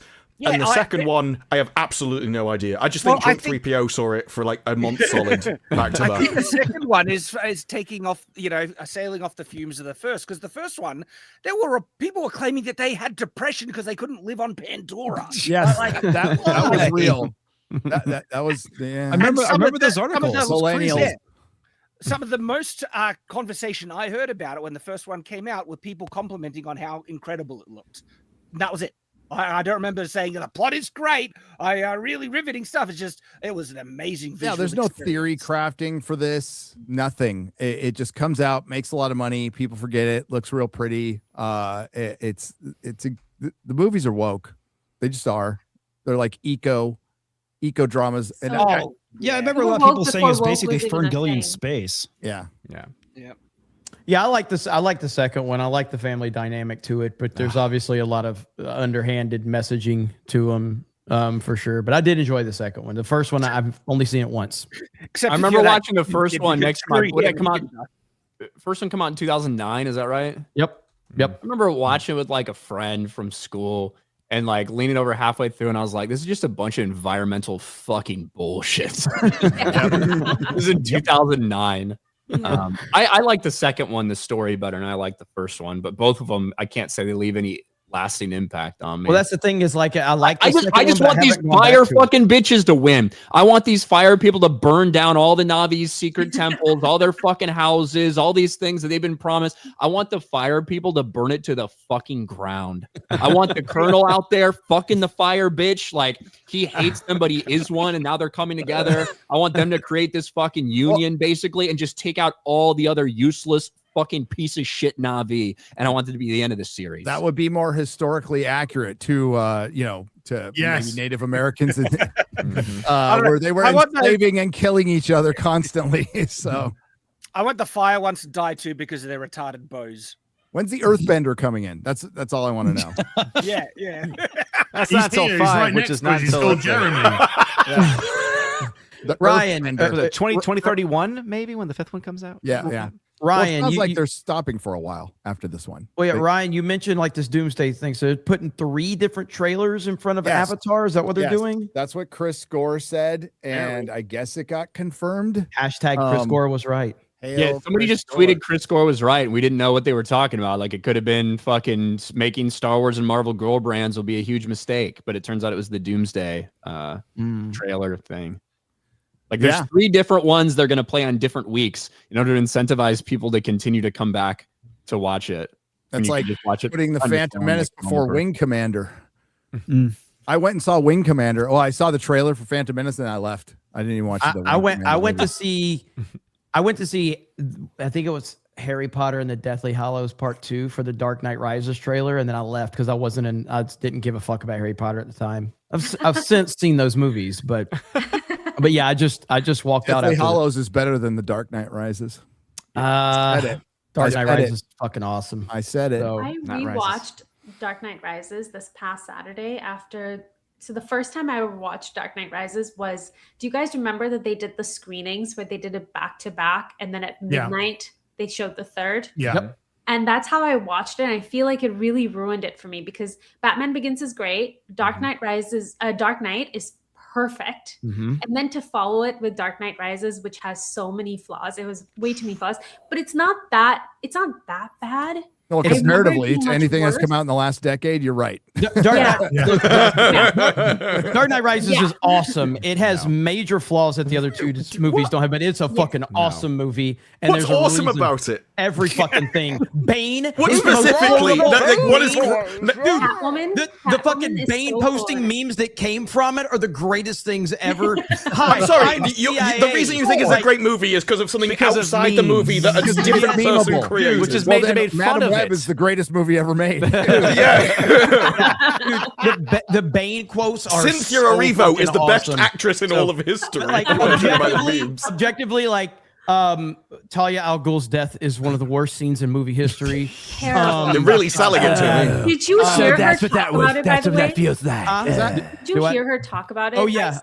I saw that snippet. It's so bad. It's so bad. She said she was just stressed and nervous and did a terrible job, but it's bad. That's on the director. The director could have said, 100% that's on Nolan. The Batman only just noticed the Batman is Bruce Wayne reveal where Gordon's like, Bruce Wayne, as he's looking, like it was so bad. But Mr. Wayne. You don't even need to try to do an impression. You just talk. It must be more severe. Here's Supergirl. You were born in the dark. Molded by it. Ever since I watched Peaky Blinders, I can't not think of that accent with just a mask on, and that's how he did Bane. And the sound mixing too was so terrible in the theater. That was the first time that the sound mixing made it just impossible. I had no idea what Bane was saying when I watched it the first time. Nothing compared to Tenet. The sound mixing on that is so terrible. It's the worst. I watched that movie recently with subtitles. I still had no idea what was going on. Oh yeah. Okay. The best excuse.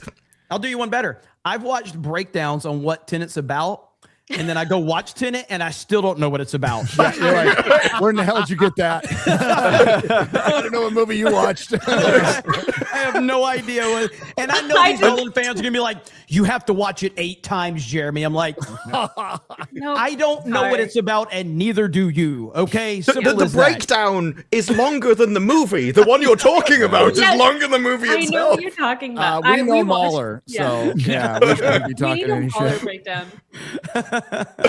Yeah, too much. So Doomsday. So it is going to have 3 trailers, and they're going to be introducing Doctor Doom, because they're going to try to make this like Infinity War, Jeremy. So it's going to, because that focused on Thanos. So and because they've also haven't built up Robert Downey Jr.'s Doctor Doom at all because it was a last minute decision. They're going to be focusing on him, and it might be RDJ kills the Marvel universe. And honestly, if he takes out America Chavez and Simu Liu, it might be the greatest movie ever made. I'm just going to come out and say it. I'll give it a 10 out of 10 for that alone. But yeah, you're gonna hear a lot of spoilers coming out of it. But we've got there is a spoiler out there about I was supposed to wait for a week to talk about this, but what the hell? Sorry, pal.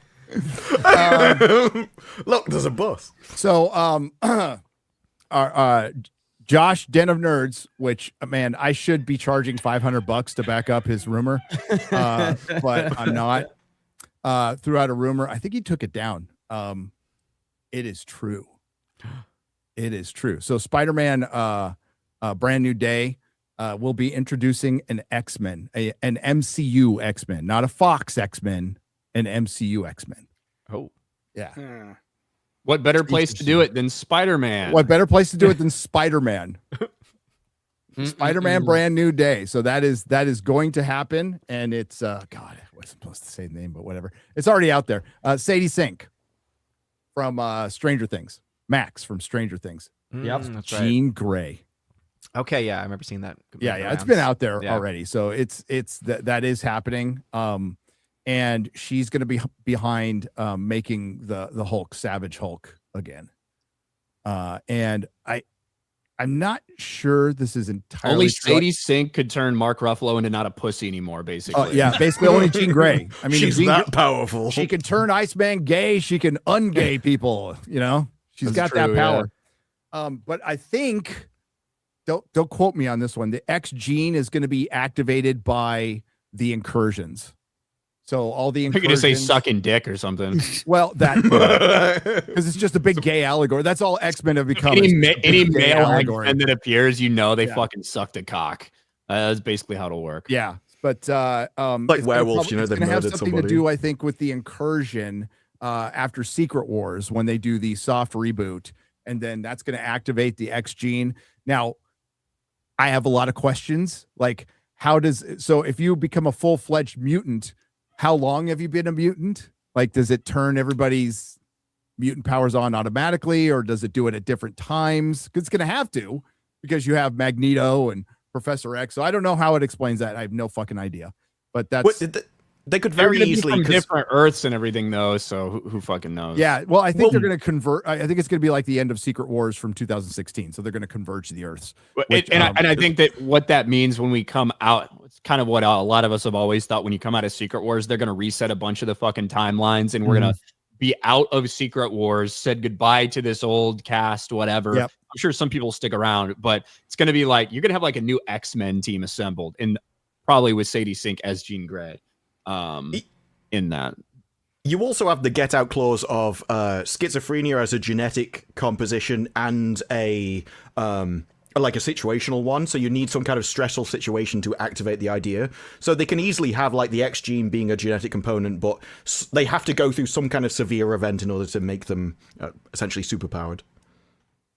Yeah, and the reason they're doing this is because they are fucking desperate. They are absolutely desperate. The MCU killed fucking Marvel. They know it, and they are trying to pivot. And the problem Kevin Feige has of his own making was he allowed the activists in the door, and it's going to be very difficult to pivot back to what you need to fucking do without hearing it from your own employees. And I mean, that's the problem Hollywood has overall. There is some people who kind of like want to unwoke Hollywood and straighten it out, but they can't, because of their own employees. Now, they don't give a shit what the audience thinks, and they never have. And most of the bankers who run that town have no fucking idea. They don't watch any of the shit anyway, so they don't care, and they think it's just silly. But that's the position Kevin Feige's in, that he put himself in, and we'll see if it works. We'll see if it gets everybody back, because if you keep, like I said in my video, if you keep cranking things up to these ridiculous levels where you're just throwing in cameo fests, how do you go back to just the singular superhero movie? How do you go back to just one superhero fighting an arch villain, or you give an origin, or something like that. They can't make Blade. Like, it just got delayed again, supposedly. It's just not happening. You keep hearing rumors that it's being delayed again. The thing is dead. It is a dead movie. It is not going to happen. Maybe they bring Mahershala Ali in the Secret Wars or something, but the movie's not happening at all. Isn't that down to the execs, though? I mean, they could make a Blade movie. They just choose not to. Exactly. And so this isn't really a problem with the stories or the characters or anything. This is a problem with the people in charge. And the people trying to make it. It seems like that was beyond them to just do a masculine superhero Blade movie. It's like, he has to have 3 female companions who will show him up and stuff like that. And so they need a clean house, but they don't have the guts to do it. That's the big issue, is they need to get rid of all the activist employees, because that's ultimately what is holding them back. And then they need to rediscover what the hero is, which they have no fucking clue, at all. They won't. They can't, because the classic hero is antithetical to who these people are. Right. Yep. Well, it's hierarchical. So they think everyone is equal, everyone's the same, and you're like, there's no difference between anyone else. A hero is better than you, and that means you have to make yourself subservient to somebody else who will do the thing that you don't want to do. And that's one thing they can't ever accept. And even if they wanted to disprove, there's a bunch of people around them that won't accept it, and they are kind of trapped by their own employees. Not to give them excuses, because they made this all happen. Like Kevin Feige made this problem. This is one of the things I wanted to ask, because I don't know American law.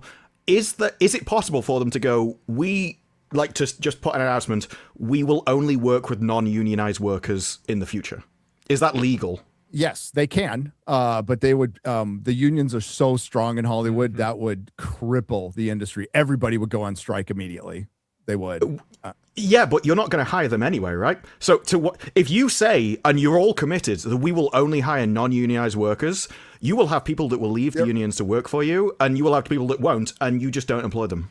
Now you can fire everybody. You can, especially in California, you're an at-will employee. But I do think that, once they've cut a deal, right? They haven't, they cut the deal with unions. I think there is laws on the books that prevent them from getting rid of everybody, unless they're going out of business or filing for bankruptcy. I'm not sure. Because I'm just thinking, tying into your... It's just not as simple as, in theory, it would be as simple as you're making it, but in reality, with the power dynamics and the different people in charge in these places, it's not a reality that'll ever happen. You know what I mean? No. But they need to. They absolutely need to disprove. The unions are useless. It's just that unions rely on being the only essentially game in town, but we live in essentially a world where there is lots of people from other countries who are just as good actors that you could easily bring in and replace people with. So it's not as if you're lacking labor force. You could do this, and yes, there would be a period of transition. But if they were willing to go on strike for 6 months, in 6 months you could essentially replace everyone in the industry, and you would have people that would transition in the meantime. Yes, there would be a short-term pain, but especially at a time where people are putting out articles like Trump is the last king of Hollywood, who would support this, presumably, especially if it won people back to America and gained people from other countries into America. It seems like now would be the best time to do something like that, to essentially reset the entire industry in one go. Well, they are using... Clownfish made a pretty good video on this, that they are using AI as an excuse to get rid of a lot of these employees, a lot of the redundant employees and activist employees that they don't need. There's going to be a lot of layoffs coming very, very soon, especially in it's already happening in metadata. So anything where you're doing compression for streaming, that would have been compression and QC for making Blu-rays and DVDs. All those jobs going to be fucking gone to AI. It'll be so much easier and cost effective. But then when they get the CGI and stuff, the only thing that's stopping them from going full AI right now is perception. They're so worried that they're going to get destroyed by their own people, but eventually that dam's going to break.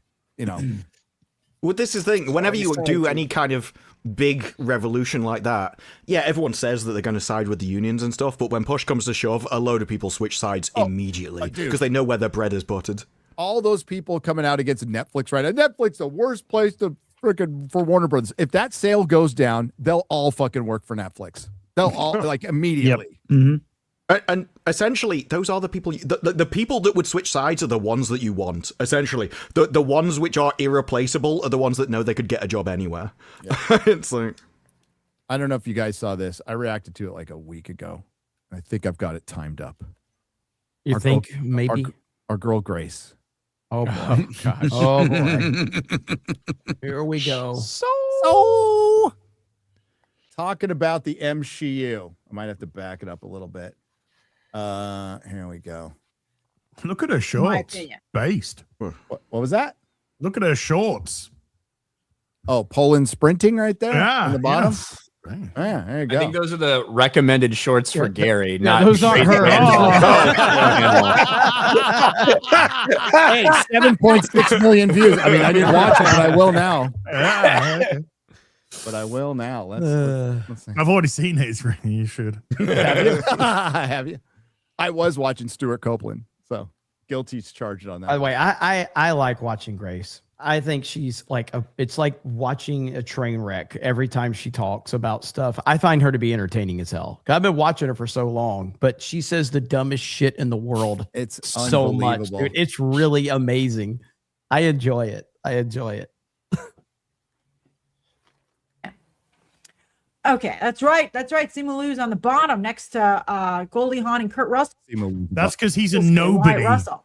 He's like, how the heck did I get down here? Because you're a nobody. You're a nobody. Hollywood's a That's tough why business. it's a move. Okay. I wonder why Shuri Letitia Wright's so low down. Maybe her talking about the very placement big. of this, which Let's is see. whatever. All right. So MCU versus MCU. Now, even I was starting to feel it was a little MCU-y the last year or so, right? Like I was like, maybe it sounds horrible. Maybe there's something but to it was it. kind of getting crazy. I think Disney overall has had a little bit of an issue with that. And also, of course, we've seen on movie math, no matter how many women you cram into these movies, for the most part, they don't go. Boom. Because that's not how math works, to be honest with you, Grace. Not. Okay. Well, we can listen to what she says here. She goes into a little story like why women went to see the Avengers, which would contradict what Baggage Claim just said completely. Because Baggage Claim, did you go to see the Avengers for Scarlett Johansson? No, but I No? liked her. I liked her in she's it, great. but that wasn't the main draw. Hell no. It's the best Was Black it Captain Widow movie. America? Yeah. It's Captain America, actually. Yes. Although I have to say, Avengers, I don't think really had that problem because women really liked Scarlett Johansson's Black Widow. I don't know if you remember the story I told, but I went to see Civil War at a press screening and they had fans who could come in. And there was a fan in front of me, an older woman, who really obviously was a huge Black Widow fan. This woman jumped out of her seat and was punching the air when Black Widow had her fight sequence. And I was like, damn, Scarlett Johansson's bringing the audience in. I mean, She based that off One woman. One woman. Entire theater, but one person liked it. Anecdotal, experience means that you can draw a conclusion for everyone in the world. That's amazing. That's Just great. based man. off the number of people in the theater. That's a 0.4 fucking percentage. She's really fucking thick, and just Thank you for speeding that clip up too, by the way. Yeah, dude, I had to do it. I don't hate you guys that much. That last okay, I have some kindness in my soul for you guys. But also, I want you to keep in mind that she just said that things got too MCU-y, and no matter how many women you throw into something, they're not going to show up. Keep that in mind. Scarlett Johansson does not get enough credit for the heavy lifting that she did at the beginning of the MCU. Really? Heavy lifting. The only thing that was doing heavy lifting was her fucking early Black Widow costume, and God bless it. Okay, Look, she did a lot of squats to get into that role. Yeah. Like, we should never underestimate her lifting. I will say that the character overall is like this kind of, that appeared in multiple things, in Winter Soldier, in Civil War. It was like a line throughout a lot of these things that was like recognizable for people. People did like her character. Yeah. People really did like very Scarlett much. Johansson as Black Widow. And surprisingly, or unsurprisingly, Joss Whedon wrote the best version of Black Widow by far. She's good in Winter Soldier too. Really good. Yes. And then they put like this big metal plate over her tits in Endgame and Infinity War, and that's a crime. That should be a crime, by the way. War crime. And I know a lot of people didn't like her romance with the Hulk, but I really liked it. I thought it was a great romance. It was just odd. What a girl. I thought the biggest problem is when know. she came out and said herself that she was against the sexualization of Widowmaker. When she came out and was against what the character role that she decided to play was when it destroyed the thing. We've seen it recently with Sydney Sweeney when she did one of the adverts and she was like, "Eyes up here, boys."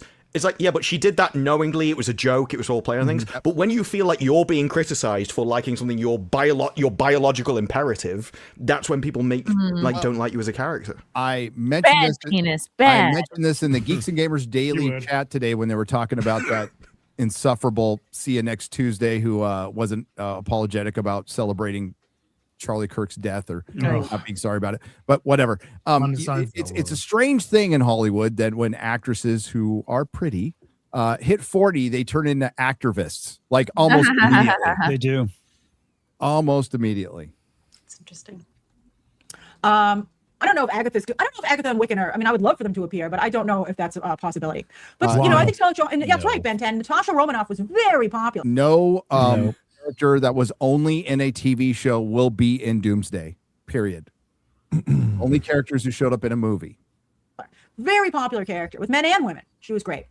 But I think that we might have overcorrected a little bit. This is an extremely male-centric cast. And I think not only is it male-centric, but it doesn't have any female characters to excite female and LGBTQ audiences. You know what I'm talking about. Those of us who love Wicked, Barbie, the Disney live-action fairy tales, and even Avatar. Wait until Avatar's a girl movie. No. So she just said that it got too MCU-y, and then we have a male-centric cast right here, and we need to bring back the MCU. The response, though, is just one. It's like, so? Why? You say these things, you will bring up, like, a gender discrimination, and, like, what's your point? Why is this a bad thing? They never go further to explain why it's bad. They just expect you to do the work to try and assume what the problem is, and then essentially argue against yourself. It's like, no, I want you to write the 5-page essay about why you're oppressed. Tell me. Yeah. They never can. No, I mean, aside from the fact that if you look at this male-centric cast, obviously, because they need to go back to male-centric cast because this is a male-skewing brand, it's not like you got heavy hitters in there. Sir Ian McKellen's a legend. They have him fucking last.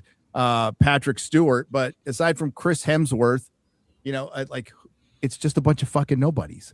Like, it's filled with, like, who the fuck are these people? And this is going to be... But Paul Rudd's on the top row, and that's Ant-Man, I like Paul Rudd and everything. Very charming man.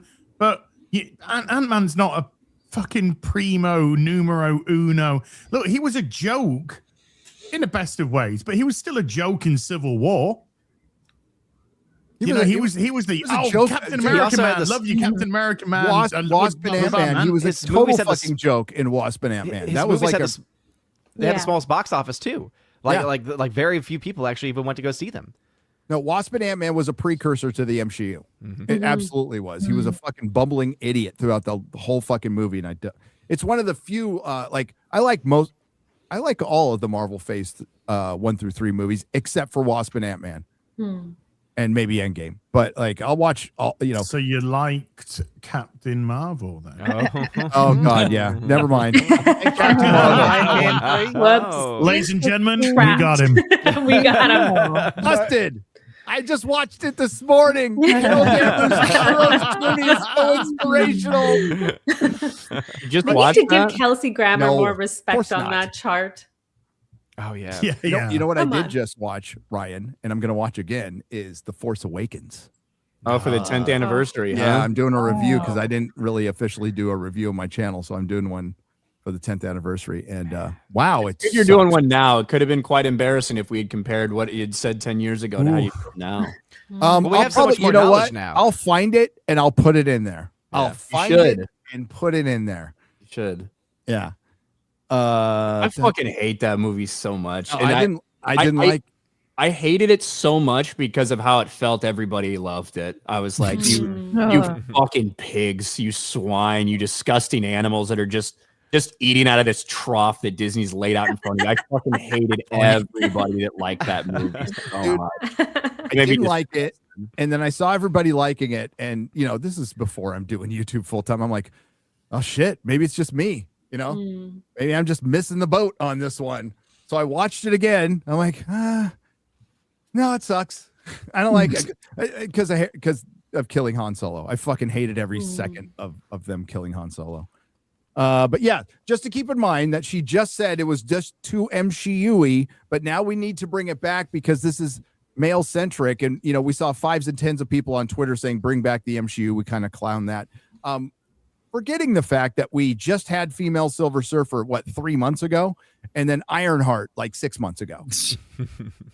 But they are like everything coming out is male centric, right? It's Wonder Man, Vision Quest, Spider-Man Brand New Day, and Doomsday. I think, am I missing one? Feels like I'm missing a TV show there. Who cares? Did they kill Moon Knight? I was gonna say, who honestly cares? Is Moon Knight over? They're not doing another season? No.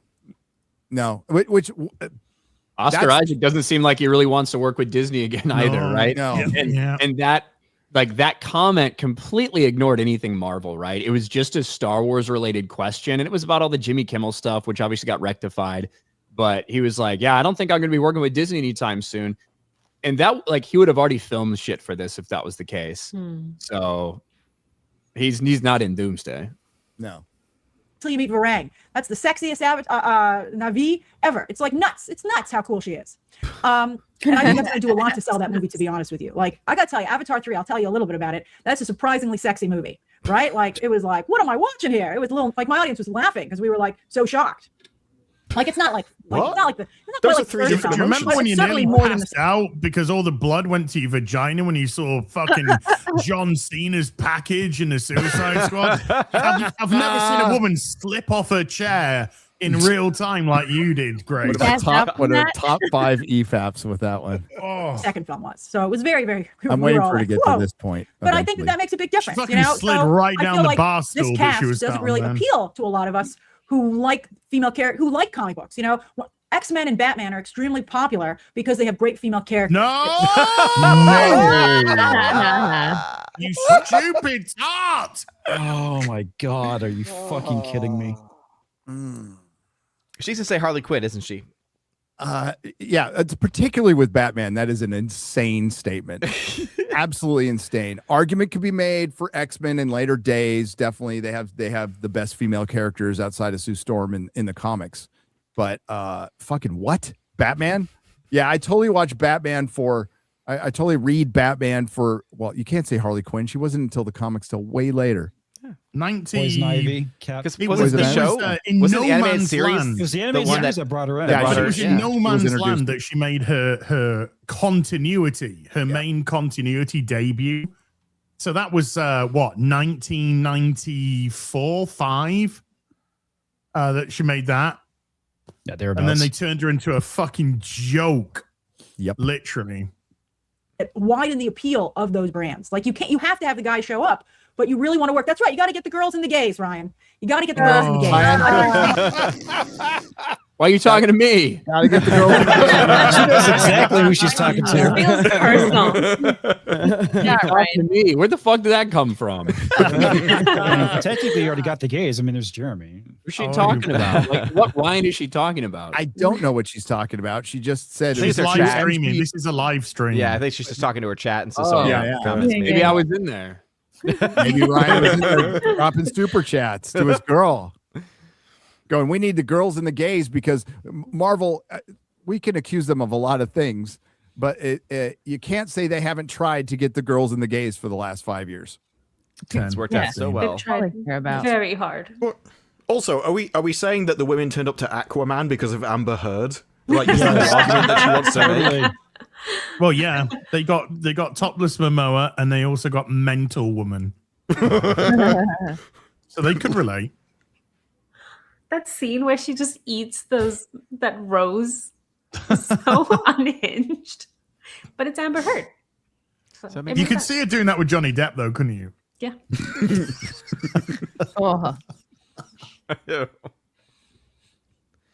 Hey, I got you some flowers, darling. Not quite. That is drunk a response enough to be every Johnny Depp. man wants with flowers. Dog stepped on a bee. Yeah. A thank you would have sufficed, you know. I'm sorry. Hey, while I look for that that article and then skim through it, so we don't have to read the whole thing. So we're gonna read the whole thing. That's what. No. Remember, this is the mastermind of everybody's channels. That's right. That's Like, right. a mind like a steel trap with all of the articles about everything in them. He controls multiple all. DM groups, and I'm controlling you all. I'm moving you all like chess pieces. I'm still wondering where the fuck those groups are. Like, I've never been in any of them. Yeah. They're you probably can't now find it, Gary, I thinking dropped we it in the may have been a private bit chat. hasty on there. Every time Garrett leaves, they're like doubting themselves. Garrett's fucking Dr. Evil just sat there at home like, It's actually Garrett that's like laying down all the conspiracy theories. It's just so that he never gets fired. He's like, no, I want him to know how important I am. Soon my true genius will be revealed for the world to see. I think Comics might have linked it if that's one. I did. I dropped it in the private chat. Well, I was looking for the Street Fighter trailer. I was going to show that. Oh, real okay, that quick. was- It Oh, fun. I thought you were looking for something completely different. You said you were skimming through something. That's the key. Never let them know your next move. I was going to play the trailer and you guys talked about your video game while I skim the article. Oh man! Obviously, you're not following. You're not picking up. No, nor was anyone else in the stream. No one knew you were going to the Street Fighter trailer next. Genuinely, when I first saw the first scene of this trailer, I thought it was AI made because it was so true to the characters that they look like canonically. And usually you only see that in the AI conversions people are making because they are really lifting inspiration from, the actual video game here. Oh, I totally agree, Shad. I mean, it's it's like 1 for 1 with the video game. Really, Gary? Yeah, no, this trailer is awesome. It looks completely over the top and ridiculous, and the just the casting tells you that that's what they're going for. They're going for over the top craziness, and that's what it needs to be. And I am here for it. 100%. Sign me up 1000% for this. When I saw it last night, I was like, this is perfect. It's exactly what it needs to be. Yeah. Don't take it too seriously. Don't overthink it. And they are leaning into the areas they need to lean into. So I'm loving it. Agreed.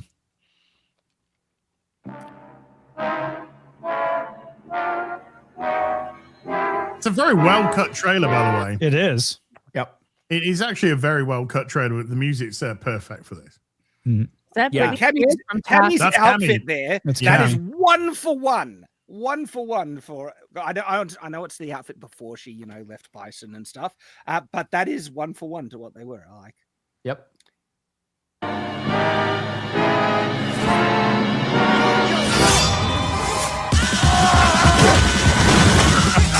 Cody Rhodes playing Guile is perfect. Yeah.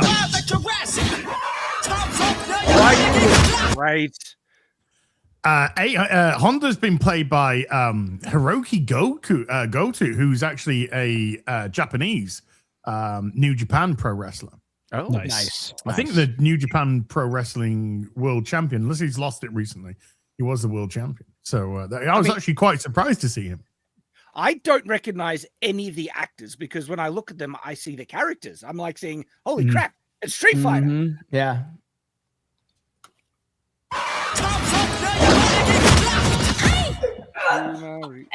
He's fucking awesome, by the way.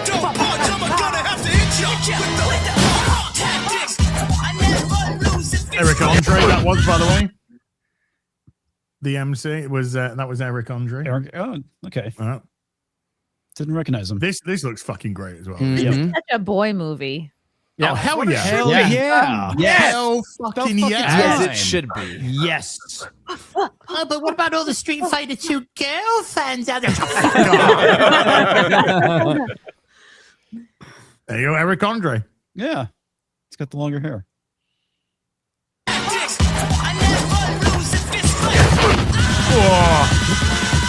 Shut your mouth. I'ma shut it for you. Fucking come on. I love how they fucking include the car scene. Hell Special yes. stage, baby. Yes. So good. Have you ever done a Street Fighter movie? What? Have they ever done a Street Fighter movie? Oh, yes, they have. Oh my god!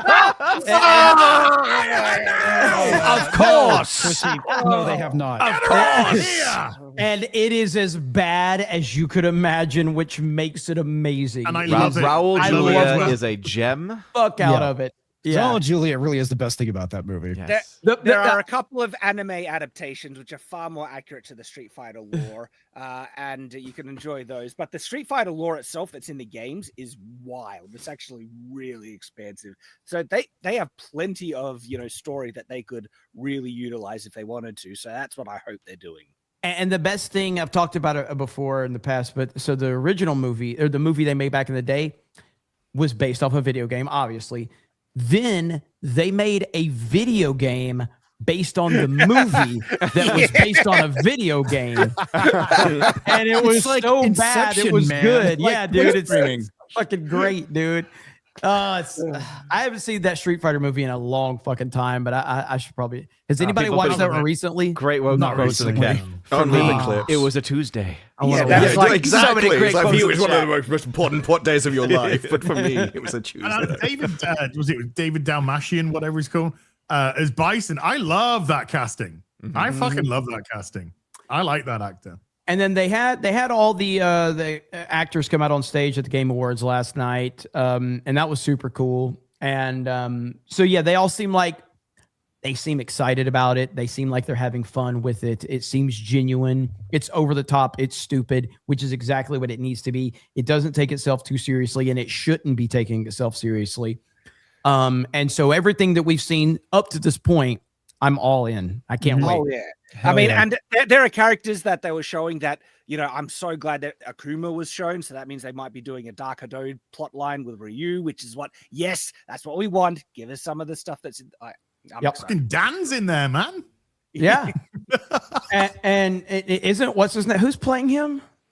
Who says Hayukin? I know about that.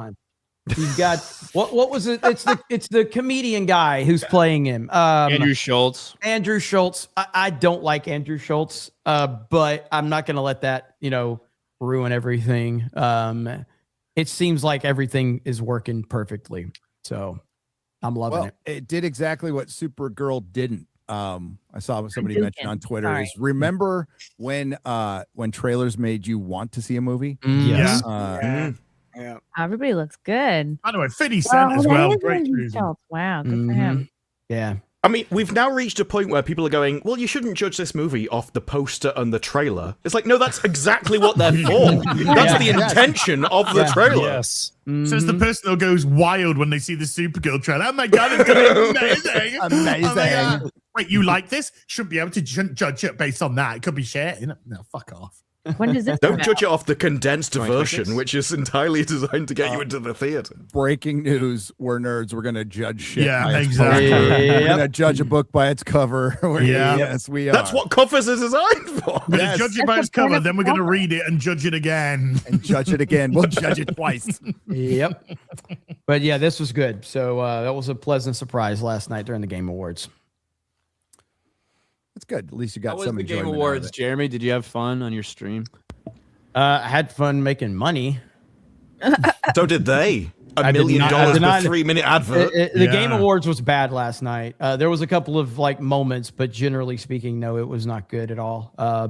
GameStop did it better because GameStop did their own awards and they named Halo 3 the game of the year. Fuck yes. That's how you do it. Halo 3 game of the year. Perfect. It's awesome. But yeah, GameStop's been, I don't know what's going on with GameStop, but I like everything they're doing on social media. They need to get rid of the trans weirdos that are in their store every time I go shop there, because they have a bunch of freaks working there.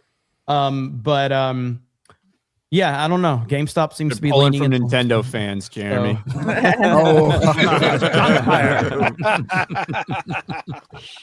Too many of them out there. Yeah, you know it's real. I mean, not no worse than fucking the Star Wars fandom, Ryan.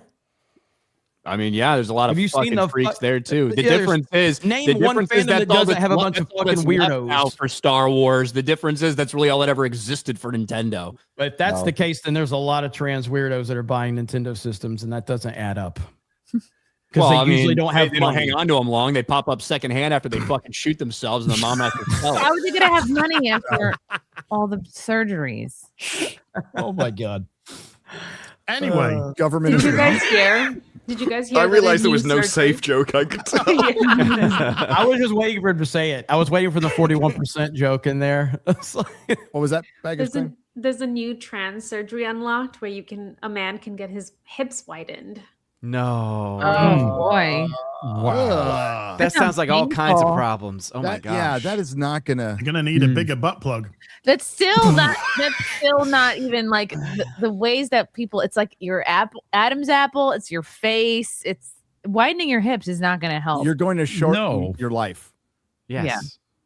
All those things where it's like dudes who are like going from 5'6" to 6'2". I saw that one. Oh, that is wild. It is. That's terrible. So transhumanism. I just want all you fucking women to pay attention to me for a second. When you see these dudes that are doing these fucking ridiculous surgeries and shit and think of how crazy it fucking looks, that's what we think about you when you do this shit. And you think you're doing it for male attention. You think you're doing it for us. You're not. You're doing it because of the other fucking women in your group, because you're competitive with the other fucking women in your group. No guy wants their woman to do those fucking things to become appealable to them. The same way you feel when you see men getting limb lengthening surgeries and fucking whatever this other shit is, it's the same way we feel when you fuck with your face.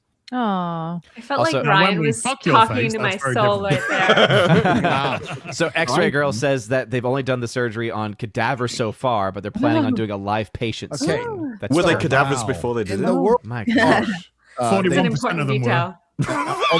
although a lot of people lift or lower their cars in the world of cars, that is very bad because your chassis is made specifically to its standards, and if you fuck with that, it's going to fuck with the life of your car. Imagine your body. Yeah. My truck has a lift kit on it. There's some cars that are made for lift kits, but it's specifically for the especially lowered cars. Jeremy, Shout out to Jesse Pinkman. That's right.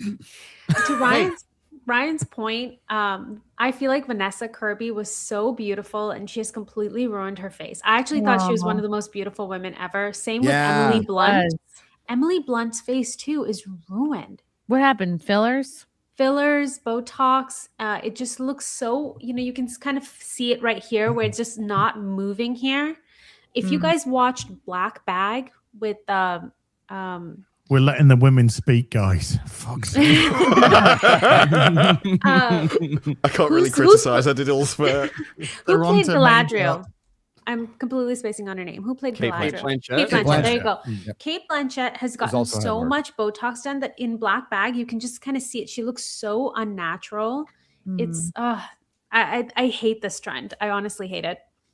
Well, they're making themselves look like an Instagram filter. Which is weird. You would assume they'd make themselves look like an attractive Instagram filter, but they're making themselves look like the one everybody despises that looks like a bloke. But that's the thing. Kelly Osbourne went out and she got a bunch of Ozempic. Oh, yeah. She looks like she's 80 now. Oh. That's the thing. It's like the choice is either you look old or you look weird. There's no other option. yeah, and nobody wants to look old, so But weird it is. But Linda Hamilton, she showed her face. I hope that wasn't a fake photo or something, but it looked real, where she's letting herself age. And I realized just how much I'm attuned to Instagram face and Instagram filler, where I felt like it was so weird to see someone actually aging properly. But I'm so glad. That's what we need to see. We need to see people aging. And Pam Anderson is been out there for a while with no makeup, Without and makeup. get angry about it. That convinced me to stop wearing makeup. Especially when I'm filming, I convinced myself to stop wearing makeup or even having any filter or anything like that, and just letting people see natural skin texture, because I feel like I don't see it enough. Well, we have a thing built into us evolutionary wise for Uncanny Valley, which is something that's close enough to you to look human, but weird enough that you're like, I don't want to breed with that, and it makes you creeped out.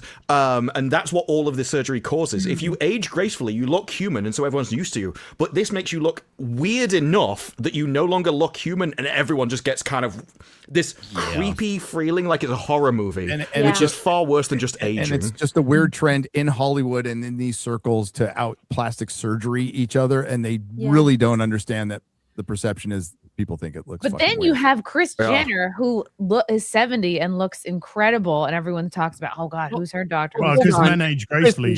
That's true. Bingo, Christy. She looked incredible in one picture that was posted, and then when you saw her 2 weeks later and everything had faded, she looked like a skin sack again. And I think that's what happens with this stuff is people think, oh, it's just this, just a little bit of that. But then once you do it, you can't not do it. And to keep looking that, then you have to come in and have another fucking treatment, another treatment, and then it just spirals. And that's why the doctors are pushing it, because they're making a lot of money and they know, like, for one, it's not safe. They'll tell women that you got to get preventative Botox starting. Melissa has two friends who died getting lipo. in South America. As disgusting as it was, the substance, that film, like, honestly just captures really good all of this. Really good. So well at that. So Trump needs to save Hollywood. Hollywood is now, and it's horrifying them. But he does have the power, especially with this Warner Brothers Netflix sale. It's not him in particular; it's government agencies, but that has to pass the muster. Ryan, have you kept up on this? When is this deal possibly going through? Well, look, the Netflix deal has a long way to go, because regardless if Paramount went away tomorrow and they're like, all right, Netflix, you can have it. The plan isn't for Netflix to actually take over until Warner Brothers Discovery does their intended split, which I believe is in the third quarter of 2026, which would be, just to refresh everyone's memories, that would be splitting the studio and the streaming side and the video games and all that stuff onto Warner Brothers, and all the linear television, CNN, TNT, TBS, all those other cable platforms into just all Discovery.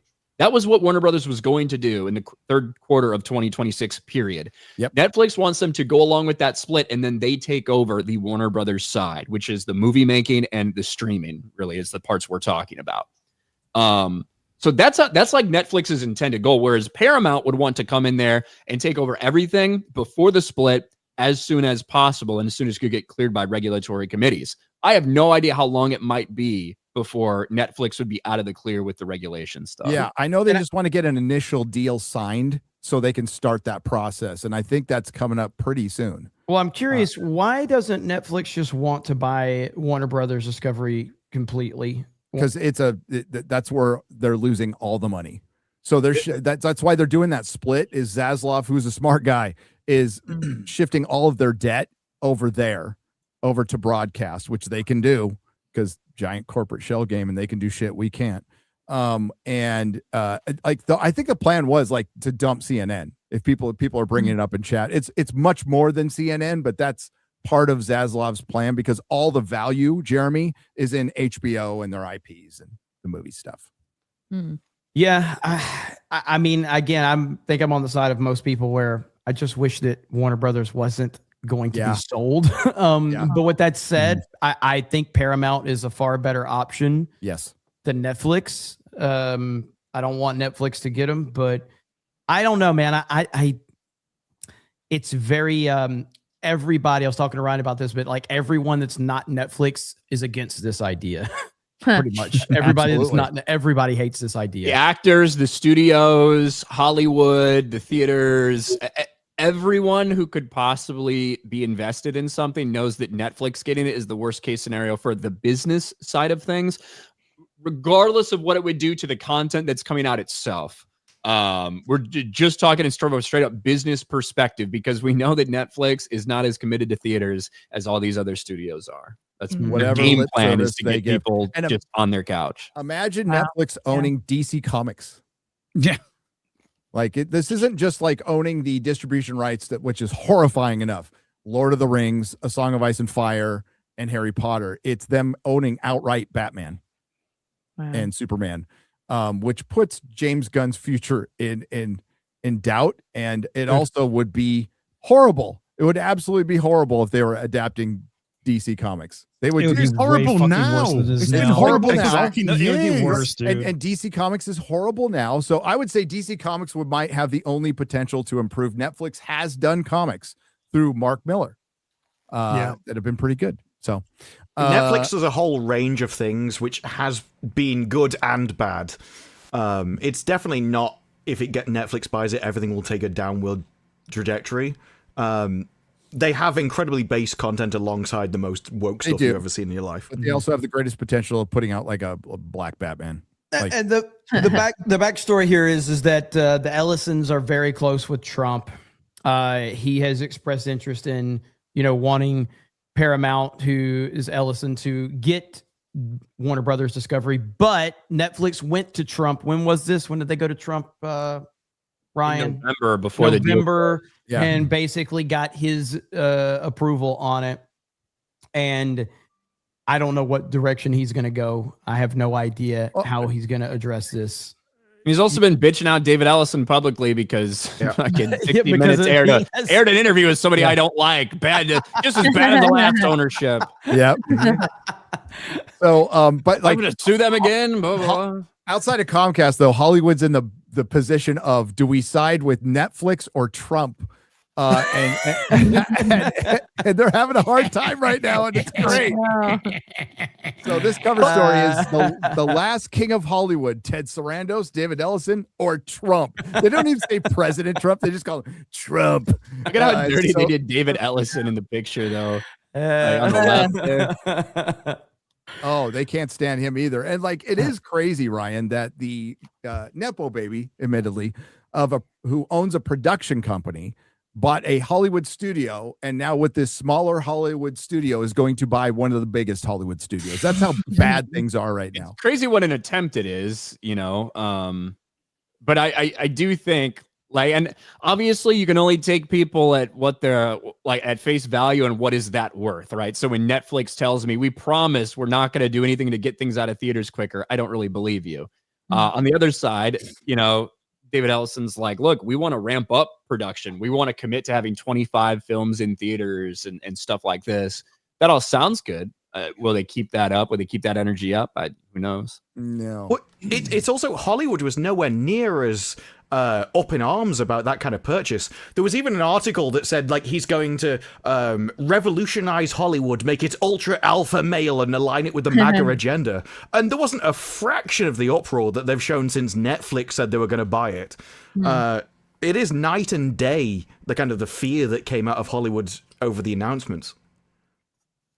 Yes, on December 4th, as Hollywood was metabolizing the news that the studio of Citizen Kane, Casablanca, and Harry Potter was about to be owned by the platform of Tiger King, Dahmer, and Squid Game, I reached out to a high-ranking studio executive in town to gauge his thoughts. Disaster, he texted, before proceeding to explain how the swallowing of a studio by a streamer would spell bad news, whether it went no Warner Brothers films to sustain movie theaters, or a lot less Netflix outside licensing to sustain movie studios. The streamer of House of Cards could bring down the whole shaky structure.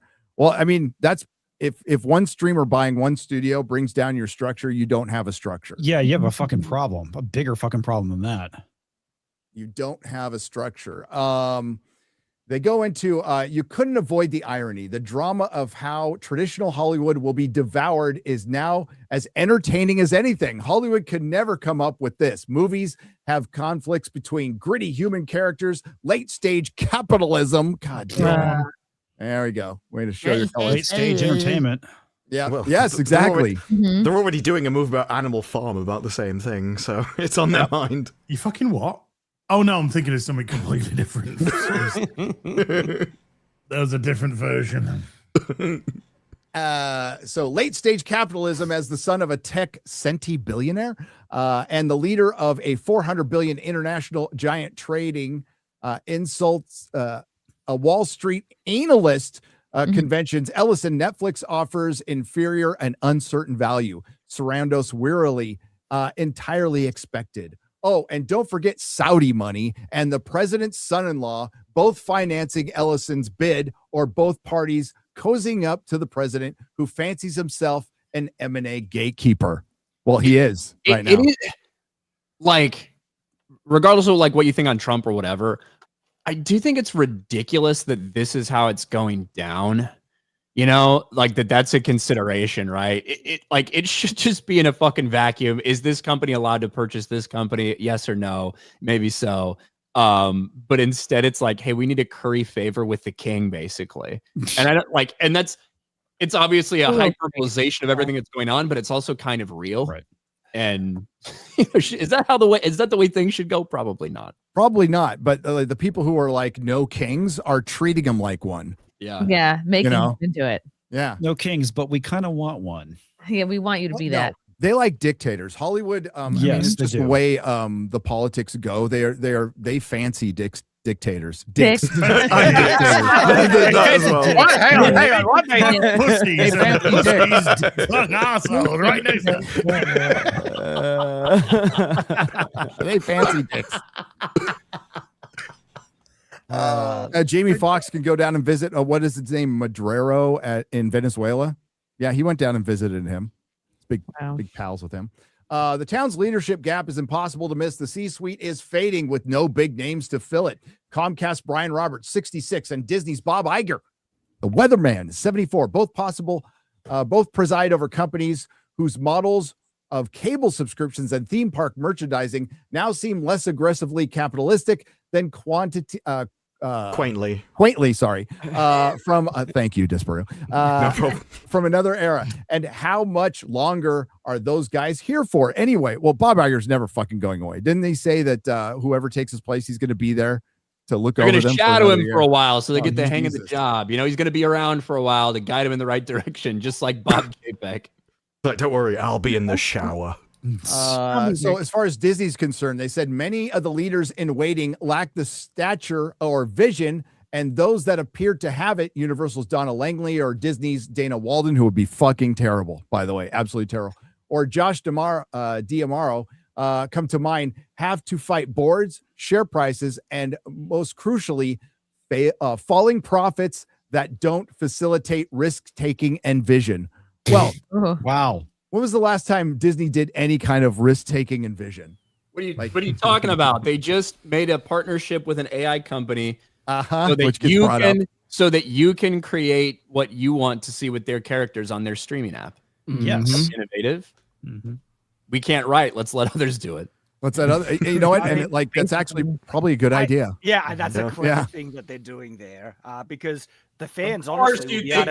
Do you know how many kids? Like that'll be really entertaining for kids and actually probably good for their imagination. I'm kind of for it. Well, here's the thing: they're not going to be able to stop people making AI stuff with their IP, so they're going to try and monetize it. And if they actually propose a revenue share split to people who make AI stuff with their IP, that could actually be beneficial for both sides because the fans are going to make better content with their beloved characters than what Hollywood can. And we're already kind of seeing that with AI at the moment. And then if Disney is going to allow that, as long as they get a kind of a fair cut, if they make it fair, that could actually end up being very clever on their end and beneficial for both sides. I think really what it's about more than anything else, and you kind of said it in the beginning, is they can't stop it. They can monetize it.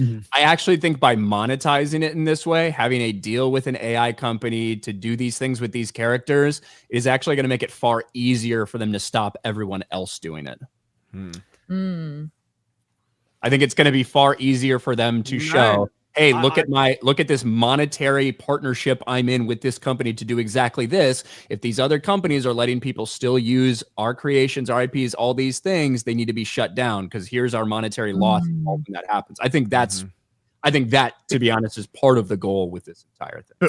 I didn't take it that way. I took it as, rather than doing what Shad suggested, a monetary split with the creators like YouTube does, they just gave the AI company $1 billion and said that's our entire fee. And so that gives them an entitlement to all of anything that's ever created in the future from the AI content. But why don't they feed the comics to the AI? Feed the comics. No, literally, feed the comics to the AI, everything that's already been created, and then they get the AI to convert the comics into the actual proper live action version, live action inverted commas, of course, versions that should have been put on the screen, that hasn't ever been put on the screen, so that fans can get a legitimate, authentic experience based off the product which they have been supporting for decades. Well, that is actually on the horizon. Well, no, because that would require human intervention to correct the mistakes, but the humans they've got are so flawed and inferior that they would ruin everything. It would come back with a story, and they'd be like, you can't show that. You can't say that. No, that's not in time. So they are held back by their staff, essentially, at the moment. Yes, they're prisoner to their activist woke staff. Is this what you're referring to? I'm just sharing my screen. Oh God, we brought up AI, and now fucking Shad brings up some. Just one more thing with the AI. No, it's all his voice. We're not went on the really subject of AI as well. but I'll show this. I've seen it, and it's cool. It is cool. cool. AI is the best That medicine. reminds me. Wait, I gotta remove. Is it the first this. 10 minutes of Bumblebee? Because that's fucking great. I think you'll That's like the this one, Liz. Transformers movie I want to see. We can just leave it there. We could just leave it there. That's I've that. seen this. Yeah. I'll just leave it there. Leave it on. I don't want to see it anymore. Shad, Yeah. what are you doing? You act like a Yeah. Mormon. Look at right now. I'd let her drain my powers. Yeah, with okay, powers. anyway. But the thing is, the deal, right? If Disney's trying to lock this down, they're only locking it down with OpenAI. All the other companies that are developing their models. Why are we showing this? This looks like shit.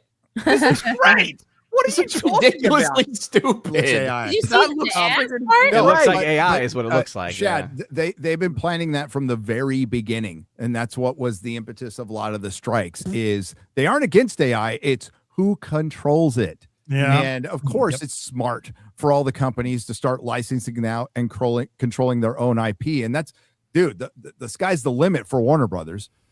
Kids making their own Looney Tunes cartoons. Like that would be the first thing you do. Charge them a subscription fee.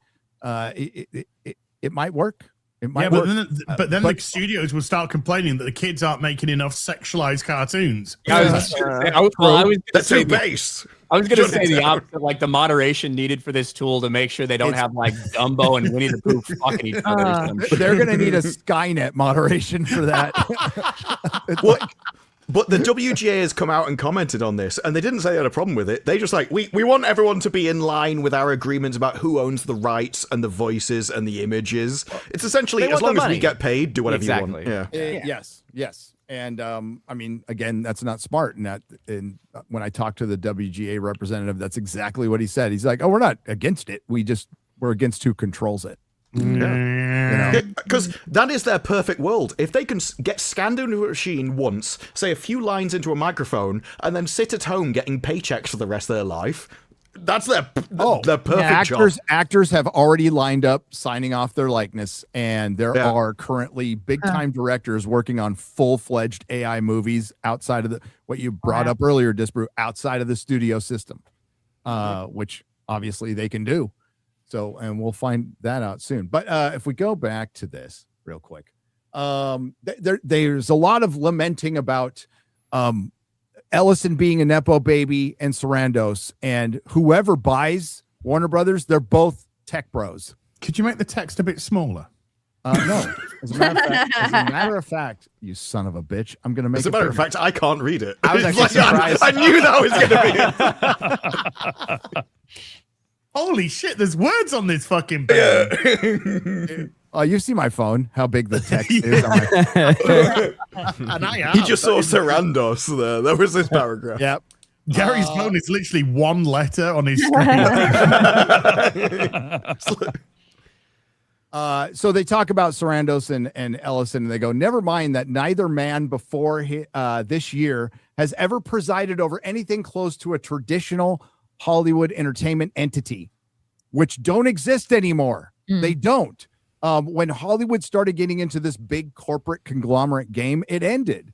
So Disney is not just an entertainment company. They're a freaking cruise ship company and an experiences company. And they're that more than they are an entertainment company, because they're in fucking debt.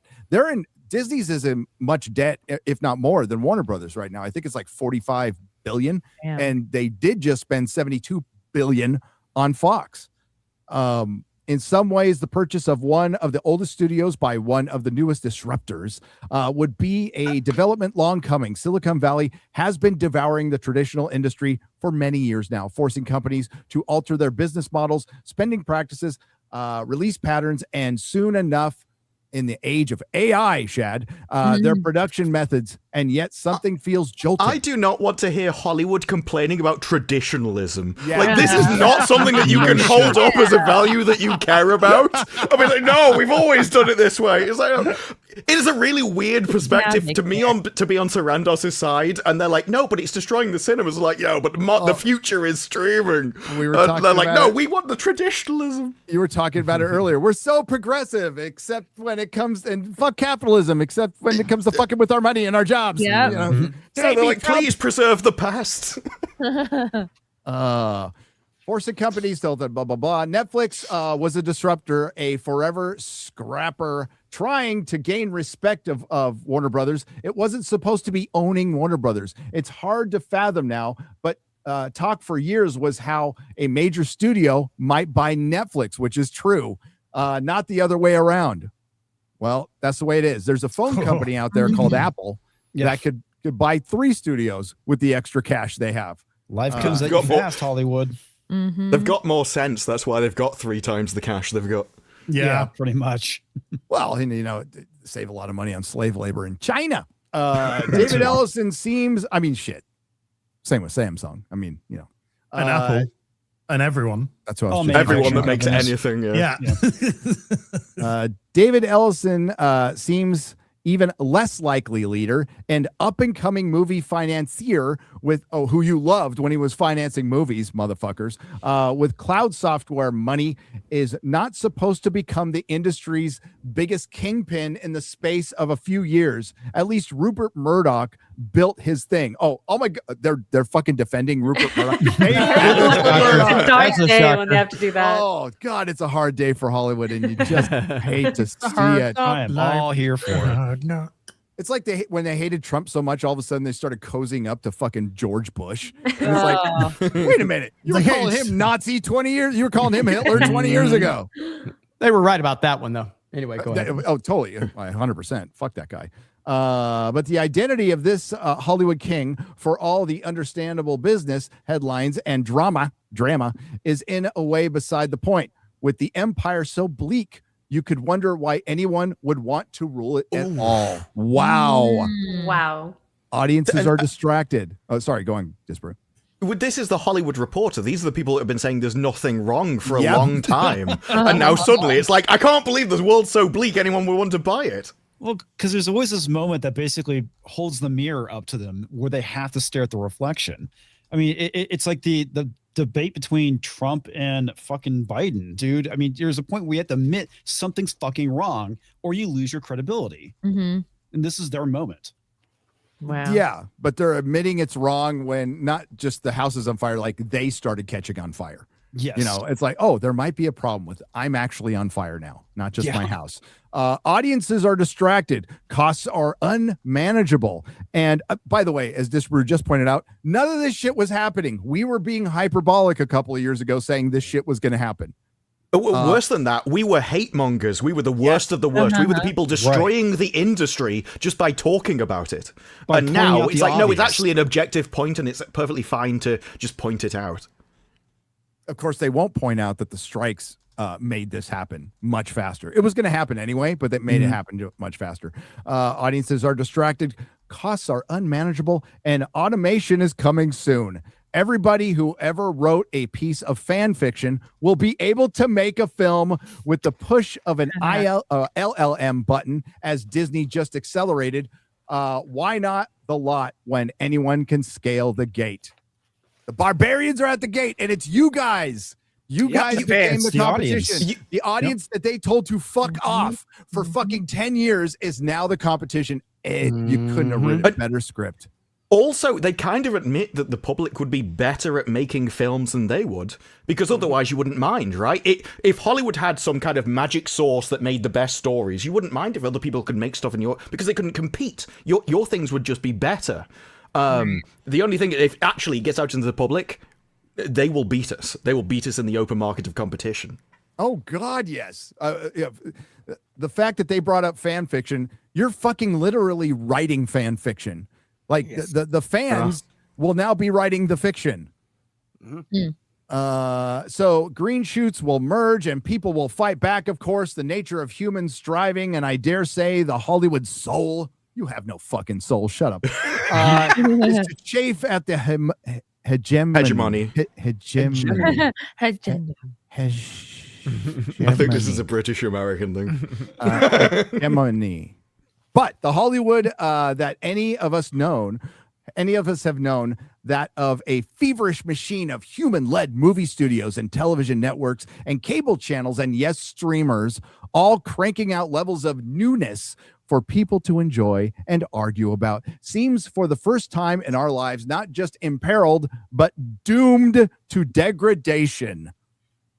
Everything was fine a year ago, guys. Gee, what happened? And What happened? And we'll just finish up with this one. As so it makes you wonder what exactly either of these would-be emperors hopes to control, but box office is wobbly, broadcast and cable television are in the sunken place, and online platforms like TikTok and YouTube regularly wipe the floor with even Netflix. As the company's own executives reminded at Wall Street conference Monday in their ironic bid to seem like underdogs to federal regulators. That's right. Netflix said, we're not as big as YouTube. And they're not. Pick one. Either you're getting dominated by TikTok and YouTube, or you're not the underdog. Like, you can't argue from both sides of your mouth. And what they seem to forget is that Warner Brothers isn't getting bought because people are, like, coming in to take over it. It's because they've failed. Like, the other people have already won. They're not making it a failure so they can buy it. It was a failure so they bought it. They think they can turn it around. Never mind the ways this king, and they're talking about the two kings of Ellison and Sarandos, will be overlorded by the real emperor. Less a ruler than a colonial governor. Sarandos. Gavin Newsom. Sarandos. He is like an old school. I'm not even fucking joking. No, I don't know why I I'm think that's a really good description. Sarandos reportedly met with Trump. Both sides did. At Met the White with House. literally Hitler. Met with literally Hitler. I'm just going to say that. Sandoz reportedly met with Hitler at the White House. You got to say literally Hitler. Literally Hitler at the White Literally Hitler at the White House this month after previously meeting with him at Auschwitz. I don't know. Ellison in the Kentucky Center.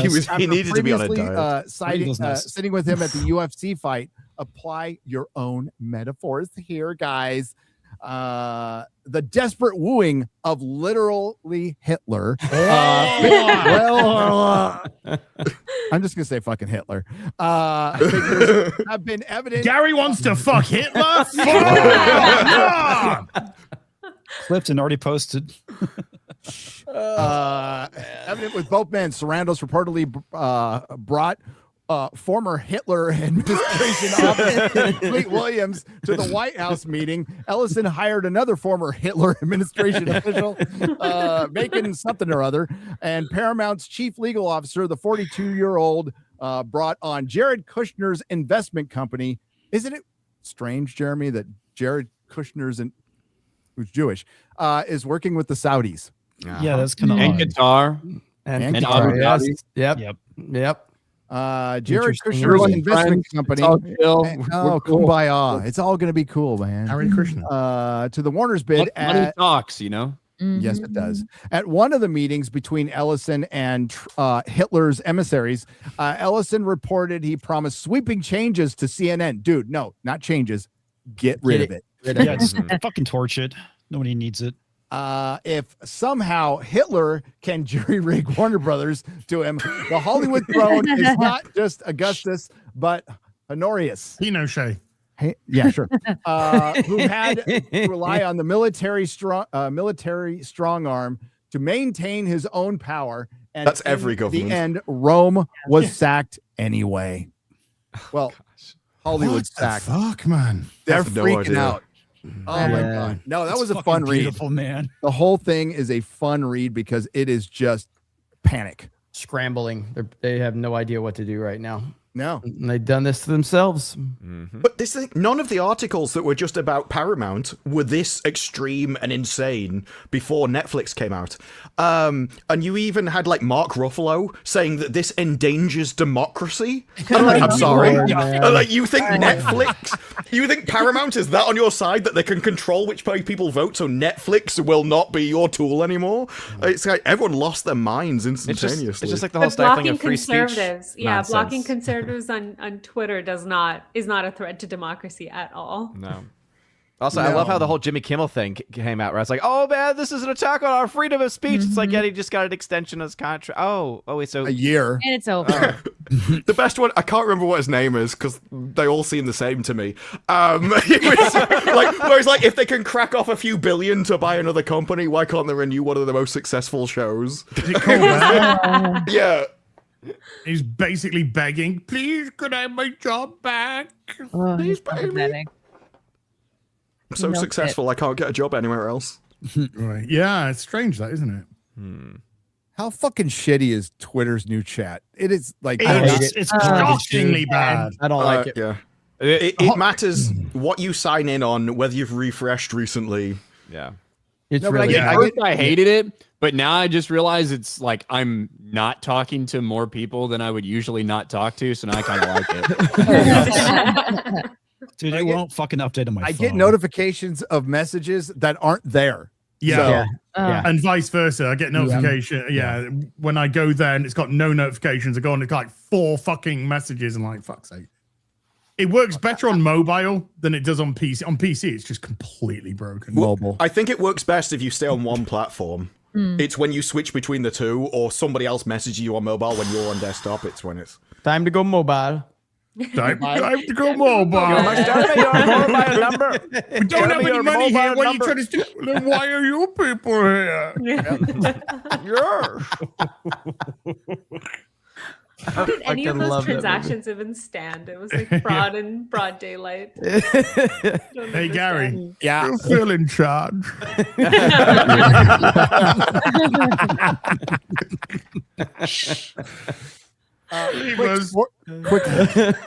Quick sports ball thing because I'm dying to talk about this. Phillip Rivers, yes, my boy, yes, my boy, coming back to the NFL after sitting out for 5 years. 44 years old. He's a grandpa. And to make it better, Cam Newton is very upset that they didn't. Yes, he was eligible for the Hall of Fame, and it gave it up. Yeah. And I don't think he would have made it this year, to be honest. No, I don't think so either. Although He he should. also, By every metric, he should be in. Wasn't there a rumor that Colin Kaepernick was going to take that as well? No, just a bunch of idiots. Bring it up, yeah, but just I the did- idiots try to bring it up. Well, I did see some like baiting articles that were like 44-year-old Phillip Rivers gets a call before 38-year-old Colin Kaepernick. I did see some people that were Yeah. like playing the algorithm with that stuff, Well, but I don't think there was any actual. The Phillip only Rivers- reason it's happening is because one, Rivers has played there before. He knows the coach. He's in the area, and he runs like the same system. Yep. So it's just such a strange combination of things that make it even possible for it to happen. But yeah, at 44 years old to go out there, I'm not looking forward to seeing him taking that first hit, man. Well, I know, but I'm rooting like hell for him. That's a hell of a. That's a movie. Even if he gets into the fucking playoffs, that's a movie. That is, and I love Phillip as a San Diego Charger fan. Love Phillip Rivers. It's gonna be like when Brett Favre was getting hit towards the end. Oh, I love that. I love seeing Brett Favre get his dumb concussed ass knocked out in the fucking frozen tundra when they were playing outside. Whatever, Minnesota, Bears wherever that fan. was, because the fucking roof caved in on your stupid Minnesota dome over there. You Oh, actually that's had to right. stay outside. I remember I that. love seeing him get thrown into the frozen ground by Bears players and end his fucking career. So he can go send off another one of his tiny little fucking dick pics to the fucking reporter on the sideline. Jen Brett Sturger, right? Was that her name? Jen Jen- Sturger? And Sturger, Yeah. So, whose career was only made because fucking Brett Musburger's a horny fuck. Like that's the only reason her career was made, because he's ogling her on the sideline. Oh my God, that's right. I love Phillip Rivers, but I'm gonna need him to fail. because it will help the Dolphins. So fuck the Dolphins. Dolphins are going to make the playoffs. The Dolphins who passed on Justin Herbert, who passed on Drew Brees, those Dolphins. Listen, those fucking idiot Dolphins. I've gained a lot of respect for Justin Herbert because he said his favorite movie of all time is Interstellar. So yeah, that's my boy now. That's my boy now. So he has no personality. Come on. I've never I always felt like Herbert was he's just not as good as everybody wanted him to be. He's fine. He's a fine quarterback, but they were trying to say he was going to be top 5. He's getting there. He needs an O-line. Yeah, especially with Harbaugh there. I figured we were. He's better than Tua though. So, who are the 5 you would take before him? Do what in the NFL right now? Like, are just right now, or for the next 10 years? In the because it's a different. It's a different answer. For the next 10 years is fine, but even right now, who would you take? I would take Mahomes over him. I would take Josh Allen over him. I would take Burrow. 100% Burrow, even though it's injury prone. Then who else? God, then it gets a little weird. I would take Tua over him. You are the only person in the world that would say that. I'm memeing you fucking women. Stop getting offended over a fucking joke. Fuck. Drake But that's what I'm saying. So you're arguing like Justin Herbert never turned out to be this top 5 guy. And I would say like right now, I don't know if there's 5 guys you take instead of him, even right now in the NFL. Hey, Jeremy, what are your thoughts on Ray Finkel? Are we just bringing this whole thing into a sports wars? No. So, I mean, we could talk about I was trying to bring it back Georgia. to pop culture because you know who Ray Finkel is, right? Yeah. Of course. Finkel is Einhorn. Lace is out. Detective. Einhorn is Hello. Finkel. Einhorn is Finkel is Einhorn is a man. Let's get the soups. The Dolphins were the stars of that movie, okay? The Dolphins were the stars. The Dolphins were the stars. That's what made them pop cultural relevant outside of the fact that Don Shula and all that. But I was talking to Ryan about how the Bears, Bob Greasy, come on. No. I know that, but I'm saying like I was talking to Ryan about the Bears and how they were so relevant in the culture from my perspective. And it was a lot to do with SNL and the Bears and all of that. The Dolphins became shuffle. Yeah, the Dolphins were massively relevant because of Ace Ventura. You're a weird guy, Ace. Weird guy. Yep. Dan Marino was at his peak as well in those days, you know. Yeah, he was. Yeah. Good. I loved it when the Chargers beat them in a playoff game when Don Shula was riding around in his fucking wheelchair and he went down and he fucked up the field and it went to the Chargers' advantage. It was great. Oh. I'm so happy. All right. You sound like half the fucking chat's yelling right now that we're talking I'm about. sorry. All right. The other half saying, Einhorn is a man. War between the land and sea. Az, did you love it? I didn't watch it. Oh, why didn't you watch it? Right, you know when we had that phone call yesterday where you said, "Oh, you know," when I went, "No, there's no way you're going to get me to watch this." I totally forgot you did say that. Yeah, I'm getting old. What can I say? It's like, no, he's serious. I did watch Disparu's review of the first episode, and I did laugh, and I did, by the clips he showed that the BBC was so benevolent to allow him to play. It's quite clear. A lot of effort goes into that.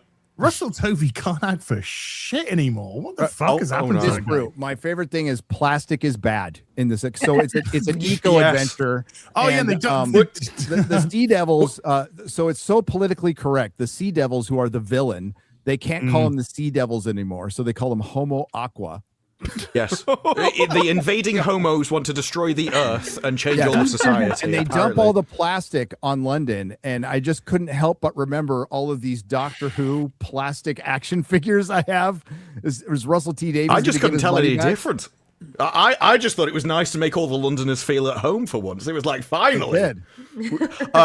But it is weird because the first episode is better than the second. Yes, it is. It's like they lead everyone Like in, and I think they made a huge mistake to lead with 2 episodes. The second one is where they shoved all of the messaging, and that's saying something compared to the first one. But the second one, they just jump off a cliff as if that we don't care anymore. We want everyone to know what's here. Feels like old RTD. It actually sets everything up. I'm like, wow, this is better than anything he did with Shooty. He clearly is more into it. There's story progression.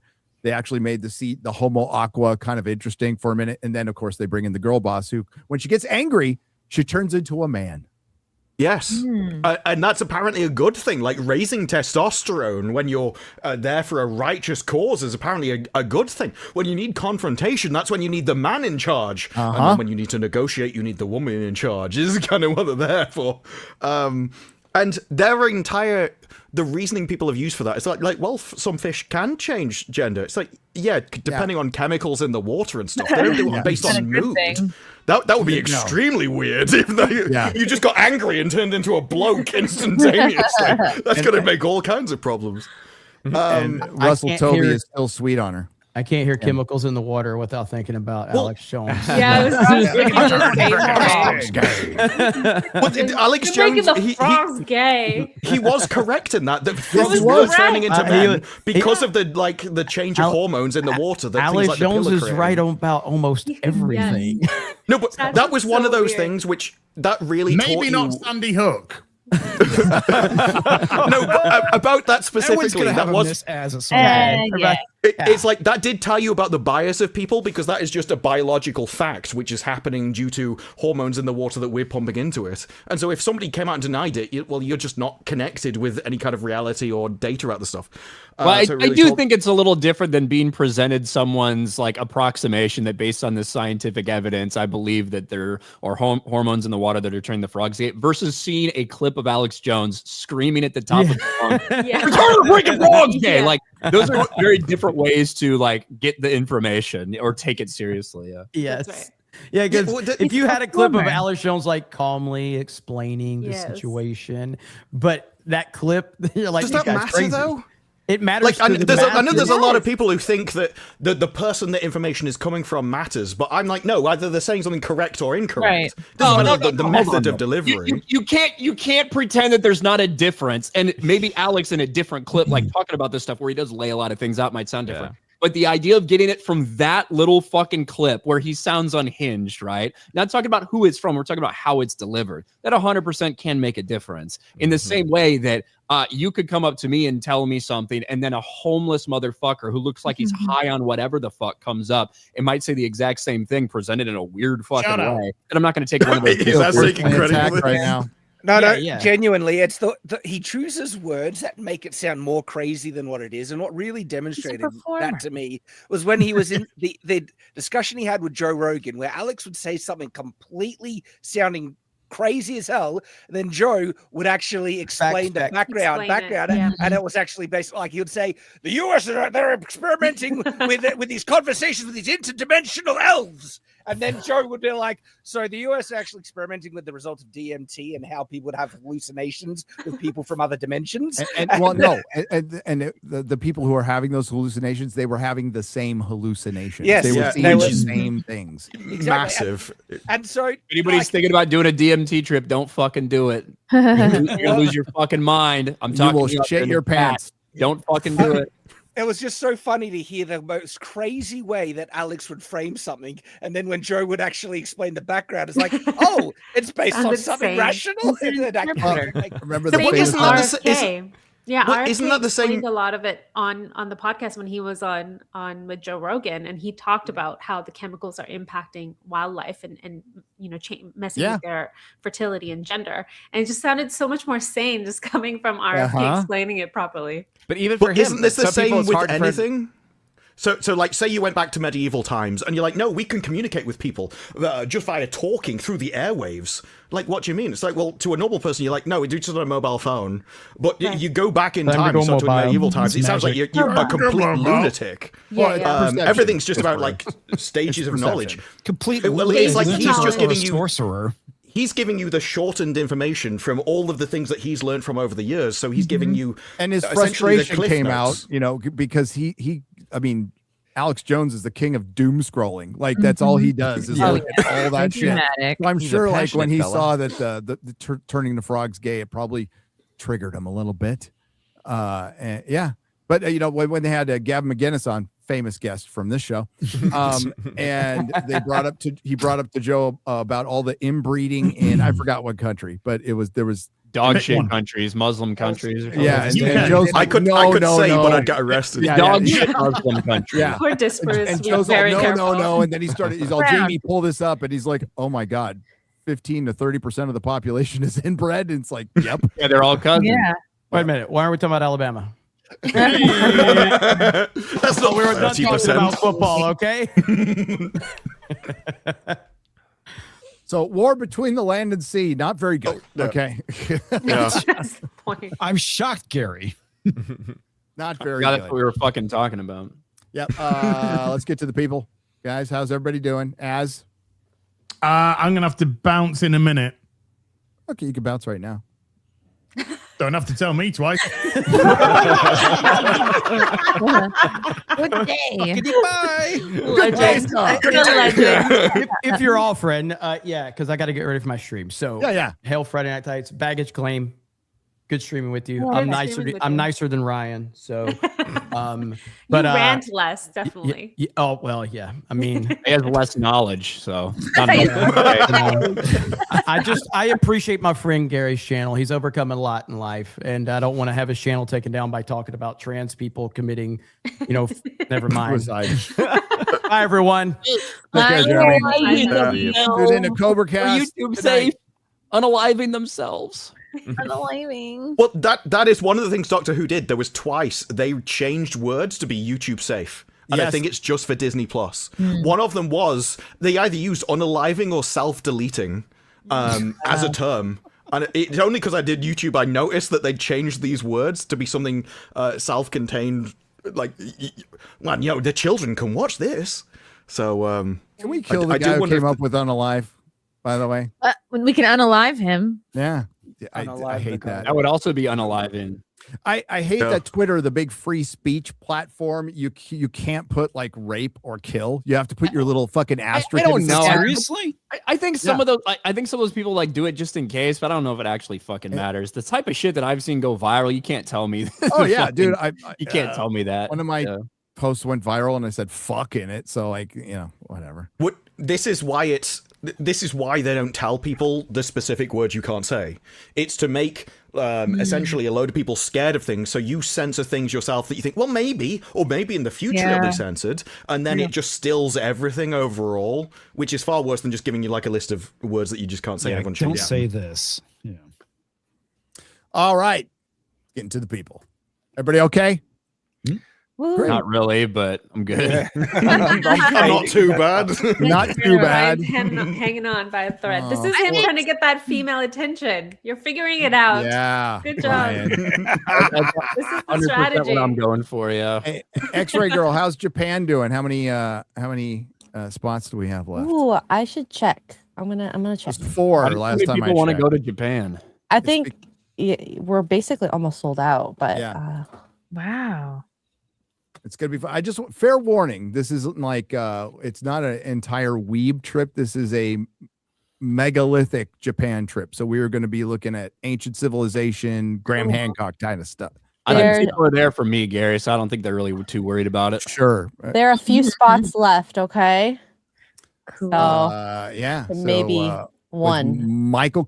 Maybe one. Maybe. I don't know. Unconfirmed. So if you are thinking of going. Yep. You got to get your own airfare, but it's a full tour. There's some add-ons, and we are going to be doing some weeb stuff and going to hot toys, and but it's basically looking at rocks, really old rocks. Cool. The weeb stuff is a post trip, so it's not the main trip. I'll just be so- on the post trip. I will be on that. I think everyone's going on the post. Yeah, we trip. got it's almost 80 people going. That's Wow. insane. But these are really well-run tours. Egypt was fucking awesome. And so was Peru. So if you can join us. I know ABF is going to be there. I just saw ABF. Hail the ABF. Alec Baldwin's finger. Finger? Is what? Figure. Alec Baldwin's figure. Finger. Happy Jessica. By the way, hi, Kara. I see you in the chat. Kara's gonna be there. Kara's going to be there. That's right. Ooh. The whole gang is going. Oh, and Ryan Kinnell, who is the draw. He's the one who brought everybody in. Well, it feels like 40 people went to Egypt. All of a sudden, 80 people were signed up like day one to Japan once they heard I was going. I'm just saying. I agree. I agree. Good job, little guy. Really proud of you. Me, I'm always proud of myself. That's good. The lie I tell myself every morning. I Written stare on in the your mirror. mirror. Yeah. You're like, oh God, from Ocean's 11. Feeling suicidal? Only in the morning. Only in the morning. Only in the morning. Only in the morning. Sutatu. Speaking of Japan, for 30,000 yen. By the way, the American dollar go a long way over there right now. Oh yeah. Gary, there's a video called Lord of the Rings Disco, One Funk to Rule Them All by Wicked Al. It's a 7-minute and 30 seconds of a song that essentially summarizes the trilogy. It has great lyrics and music. You might think this is going to be sloppy, cringy AI, as I thought, but it's a masterpiece. Watch it live, please. 7.5 minutes. It's long. Maybe a teeny bit towards the end, but thank you. Cole Hauser for 200 Canadian pesos. Oh. Cole Hauser, praise Allah. Yeah. Hail Gary as Baggage X-Ray, Chrissy, Black. He's not here. Black. Odin, Jeremy, Comic, Shad, Disparu, and Brother Ryan. I think Street Fighter will suck balls. Trailer should have started with is it Gillis? What's Guile? Guile's arm flexing the American flag. That we are back. Gary, can I get a shout out to my channel? It's just Cole Hauser. Go check out Cole Hauser and say praise Allah from all of us here on FNT. Cole Hauser. COLHAUSER on YouTube. I mean, Ryu is the real main character when it comes to Street Fighter. The story focus. I totally agree. Right there with you, Shad. I'm glad you do, Gary. Thanks for backing me up. Of course. Usually you have horrible takes, but that one is he's actually not wrong. He's not wrong. I saw your really lengthy tweet today, Shad. Which one? About which one? Good point. I gotta be specific. The one about associating with people publicly as opposed to behind the scenes. Well, I saw that. The content creator relations, which is a bit odd. So they want to be friends with you behind the scenes, but talk shit to you. Like what? I think he said publicly denounce you, which is way worse than just like saying I disagree with him. You know balls. Yeah, that's exactly what it means, Shad. So I saw your questions there, and what Chrissy just said. They're cowards. They have no fucking sack. And the word denounce. I need to denounce Shadiversity. It's like, go fuck yourself. Specifically his views, you know, it's like, it's so retarded because they get so afraid that they think, oh, any association means that people will presume that or assume that I must endorse all of his views. And that is one of the retarded perspectives I can think of. Yeah. In what world can you agree with another person 100%? How is that even possible? Theirs, because they don't have their own personality. They don't have their own moral system. They get their moral system from everyone around them. And so they see whatever is the dominant thing in society and just 100% believe that. They don't have their own thoughts. They're not really entirely individual people in that way. They just get it from whatever the dominant thing is. And that's most people. It's outsourced thinking. Yeah. Well, it's very similar to bees. The majority of bees just go where the other bee tells them to go to, but about 20% go off and explore other things. And these are just the 80% mass horde of people that don't really think, they just do things. So there is an argument about how much can you blame them for that. But when you believe a horrific thing, I don't really care if someone I think is horrific denounces me. It's like, I've seen what makes you cheer. Yeah. No shit. One less friend, one less Christmas present. It's all good. Denounce me. But yeah, behind the scenes, like, I can't imagine how that what kind of gall do you have to have is like, yeah, I know I just denounced you and your religion and your family publicly, but can we still be pals? Oh, yeah, behind the scenes. Nerve. Kind of shows they don't believe anything that they think, because if they really thought you were that awful, they wouldn't want anything to do with you. Just I don't want anything to do with them. You could always post, a DM, be like, oh, look, this person's really friendly behind the scenes. It's why when you're asking other people's opinions, for me, it would be essentially, I don't have a problem with just talking to someone I disagree with, but the moment they publicly denounce me, is like, well, if you think about me, you should see what I think about you. Yeah. LA Redshirt for 50. Thank you. I want to thank you, Gary. The FNT crew and everyone who took the time to think of me, say a prayer, and share our or donate to the Give, Send, Go campaign. It was amazing to know that the fellowship had my back. I'll never be able to thank you all enough. We got your back, Redshirt, and we are just really, really glad you're here. All right, and that's the great thing about the fellowship. So, you know, it's not filled with people who will denounce them publicly and be friends with you behind the scenes. So I'm just super happy to see you back and healthy, and prayers, brother, prayers. Shout out to Redshirt, everybody. Shout out Redshirt. Shout out, man. World's a better place with you in it, bud. 100%. Eric Guidewall has gifted 10 Nerdrotic memberships for 50.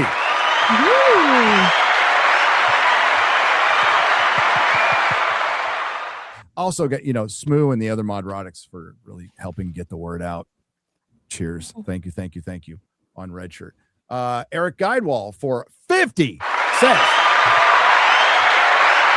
I'd rather watch CW Supergirl than James Gunn's movie, and that's saying a lot how bad this movie is going to be. I saw a lot of people saying we need to apologize to the CW. I wouldn't necessarily go that far. If you want to talk about like early CW, okay. Early CW is better. Even the later stuff was constructed like an actual television show, though. It still obeyed the normal rules of entertainment, whereas Superman stuff, well, it still had like a start, a beginning, and an end. Sure. It's like It more was than a also lot of the the movies you can wokest shit out there. I mean, it was like, God. By There are more Supergirl season 3, when every fucking episode was black bullshit, this immigrants, poor immigrants, that transgender bullshit, it got so tiresome by like season 3 or season 4 of Supergirl. Oh my God. They race swapped a guy mid-season, and I hadn't watched that episode, and I came back very confused. Yeah. Dude, I own the first couple of seasons of Arrow, first couple of seasons of Flash. Yeah, I liked them. Oh no, it was Flash. Yeah, they changed the tech guy in one episode, and I came back to like, why is this guy suddenly the old character? Quelmdar on the Streamlabs side has donated $250.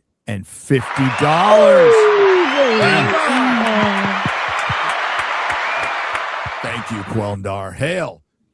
So they wrote the headline, Superman saves town from nuclear reactor explosion.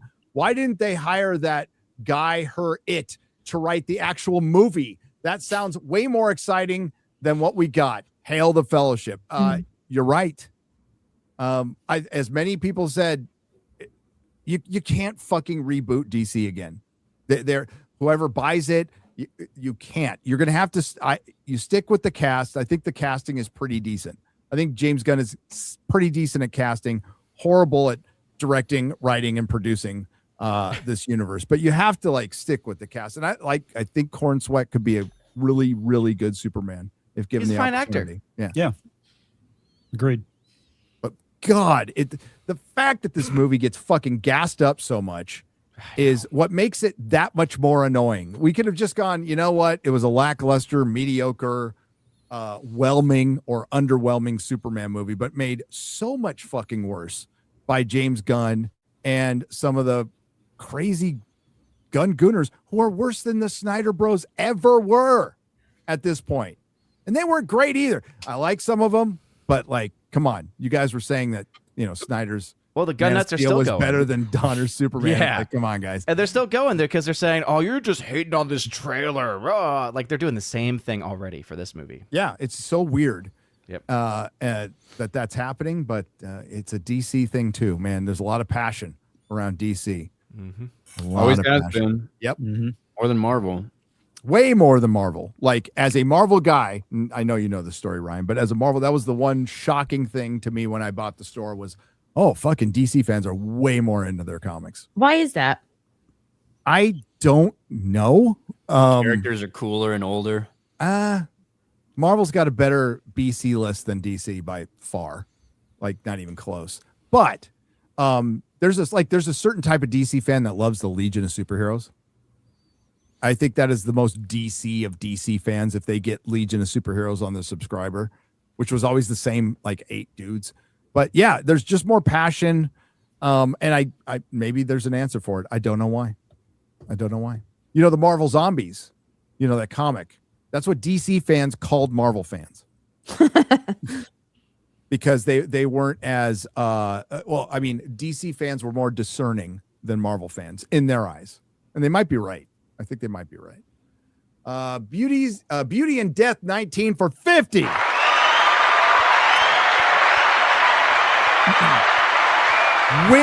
Woman here. I personally prefer male superheroes for the most part. My brother is a major Supergirl fan and has wanted a good Supergirl movie forever. So have I. I was that. Me too. I love Supergirl as a character.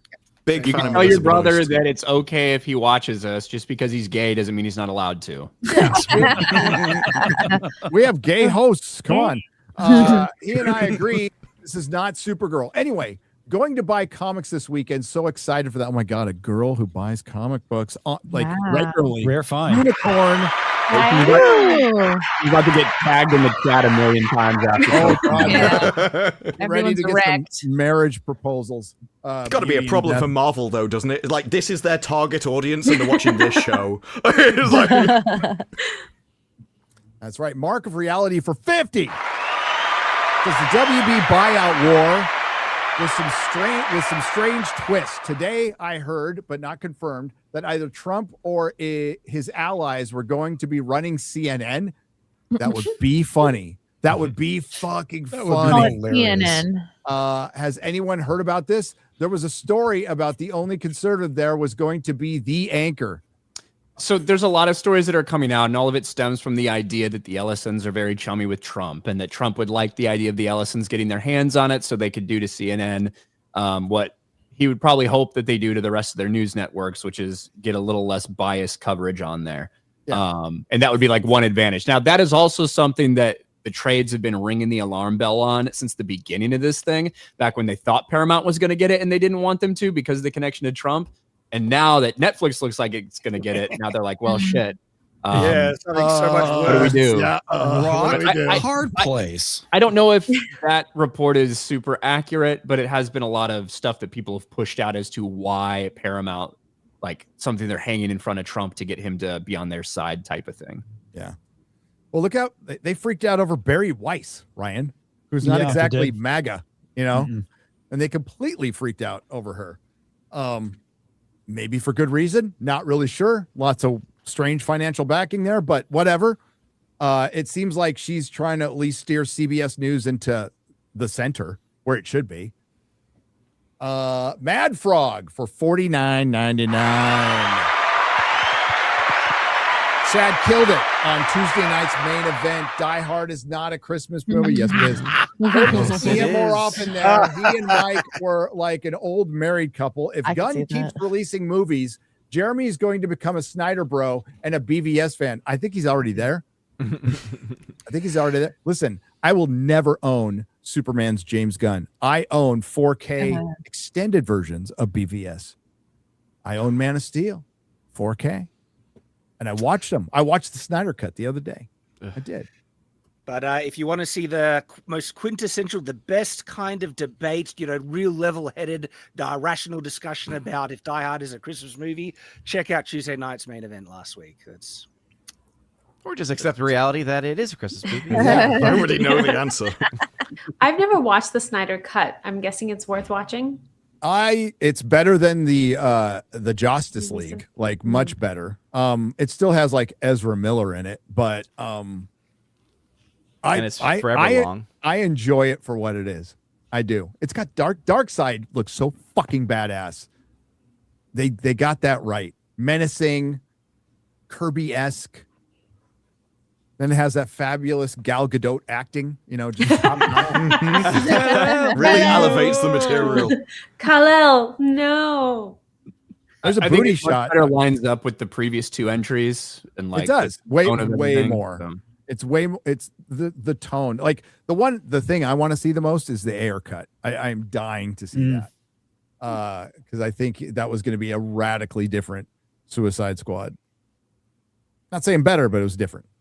Left my heart in Middle Earth for $199.99. $199. The only fantasy world I'd live in, and it'd have to be the Shire. But all the other fantasy worlds are fucking horrible. I would not live in Westeros. Yeah, that would be No, a nightmare. God, Yeah. no. Got my Christmas bonus today. Here is a little for FNT crew. Cheers. Oh. Gary, your life experience gives me hope for relatives in the grip of addiction. Thank you for sharing your story. So glad I found this fellowship, and keep up the great work. Merry Christmas. And remember Charlie Beardo Fat. And remember Charlie. That was supposed to be separate. Remember Charlie Kirk. Charlie Beardo Fat. Not Charlie Beardo Fat. Remember Charlie Kirk Charlie. this Christmas, and Beardo Fat. And yeah, the nonsense that's happened since his death is fucking ridiculous. It's insane. Yep. Yep. It's disappointing, but not surprising. Does that make sense? pretty much. Yeah. Yeah. Yeah. Disappointing, but not surprising. But thank you. Did you I guys- left my heart in Middle Earth. Did you guys see that Candace was just gleeful that his podcast has dropped from number 1 to down to I don't know what? It's wild. That's what happens when the host gets killed. Yeah. It's- What do you expect? Her answer is, oh, it's because they're lying. They're not authentic. She really sounds like a great best friend. Yeah, Yeah, she sounds like totally. an amazing great. Yeah, because great friend. Candace is super authentic. She would know about authenticity. Totally. She's just the way when even Erica mentioned her, not by name, but said stop, and she was just gleeful on Instagram. She's like, It's I about know me. she's talking about It's me. about She's me. talking about me. Yikes. Yeah. It's so weird. It's very strange. You know what? It's What did you do after this? You know, the Con Inc. sphere is filled with that. It just Yeah. is. But Has what does been her forever. husband make of this? It's like, doesn't he find her obsession so weird? And then now because she's asking all these questions, people are asking all these Could questions. you about imagine her being marriage. married to Candace? Oh my God. I've never considered suicide in my life, but But he proposed to her without them even meeting, something like that. What? Wait, Was What? What? He proposed really quickly. There was something like that. Well, and so did Shad. So did I. They're like, Yeah. How quick, Chad? we dated for 2 weeks and then I proposed to her. wow. Oh, true. When you know, you know. When you know, When you know. you know. That's right. And we had known each other for 2 months at that point. Okay. Wow. Wow. Well done. When you know, It you can know. work. That's right. I don't recommend it for everyone. No. The only I think if your yeah. instincts are right, but that has to be the case. Are your instincts right, or Yeah. you Well, know? I And think both have to be with- ready too. You know, like that's Yeah. so I many. think with Shad's Just never case, admit it's it if more. you're wrong. It's gonna depend it's what more- type of like attachment style you have as well. The avoidant attachers. Mhm. Yeah, you ladies know who I'm talking about. Your friends who always run away from something as soon as it might get a little bit hard. Yeah, the girls know.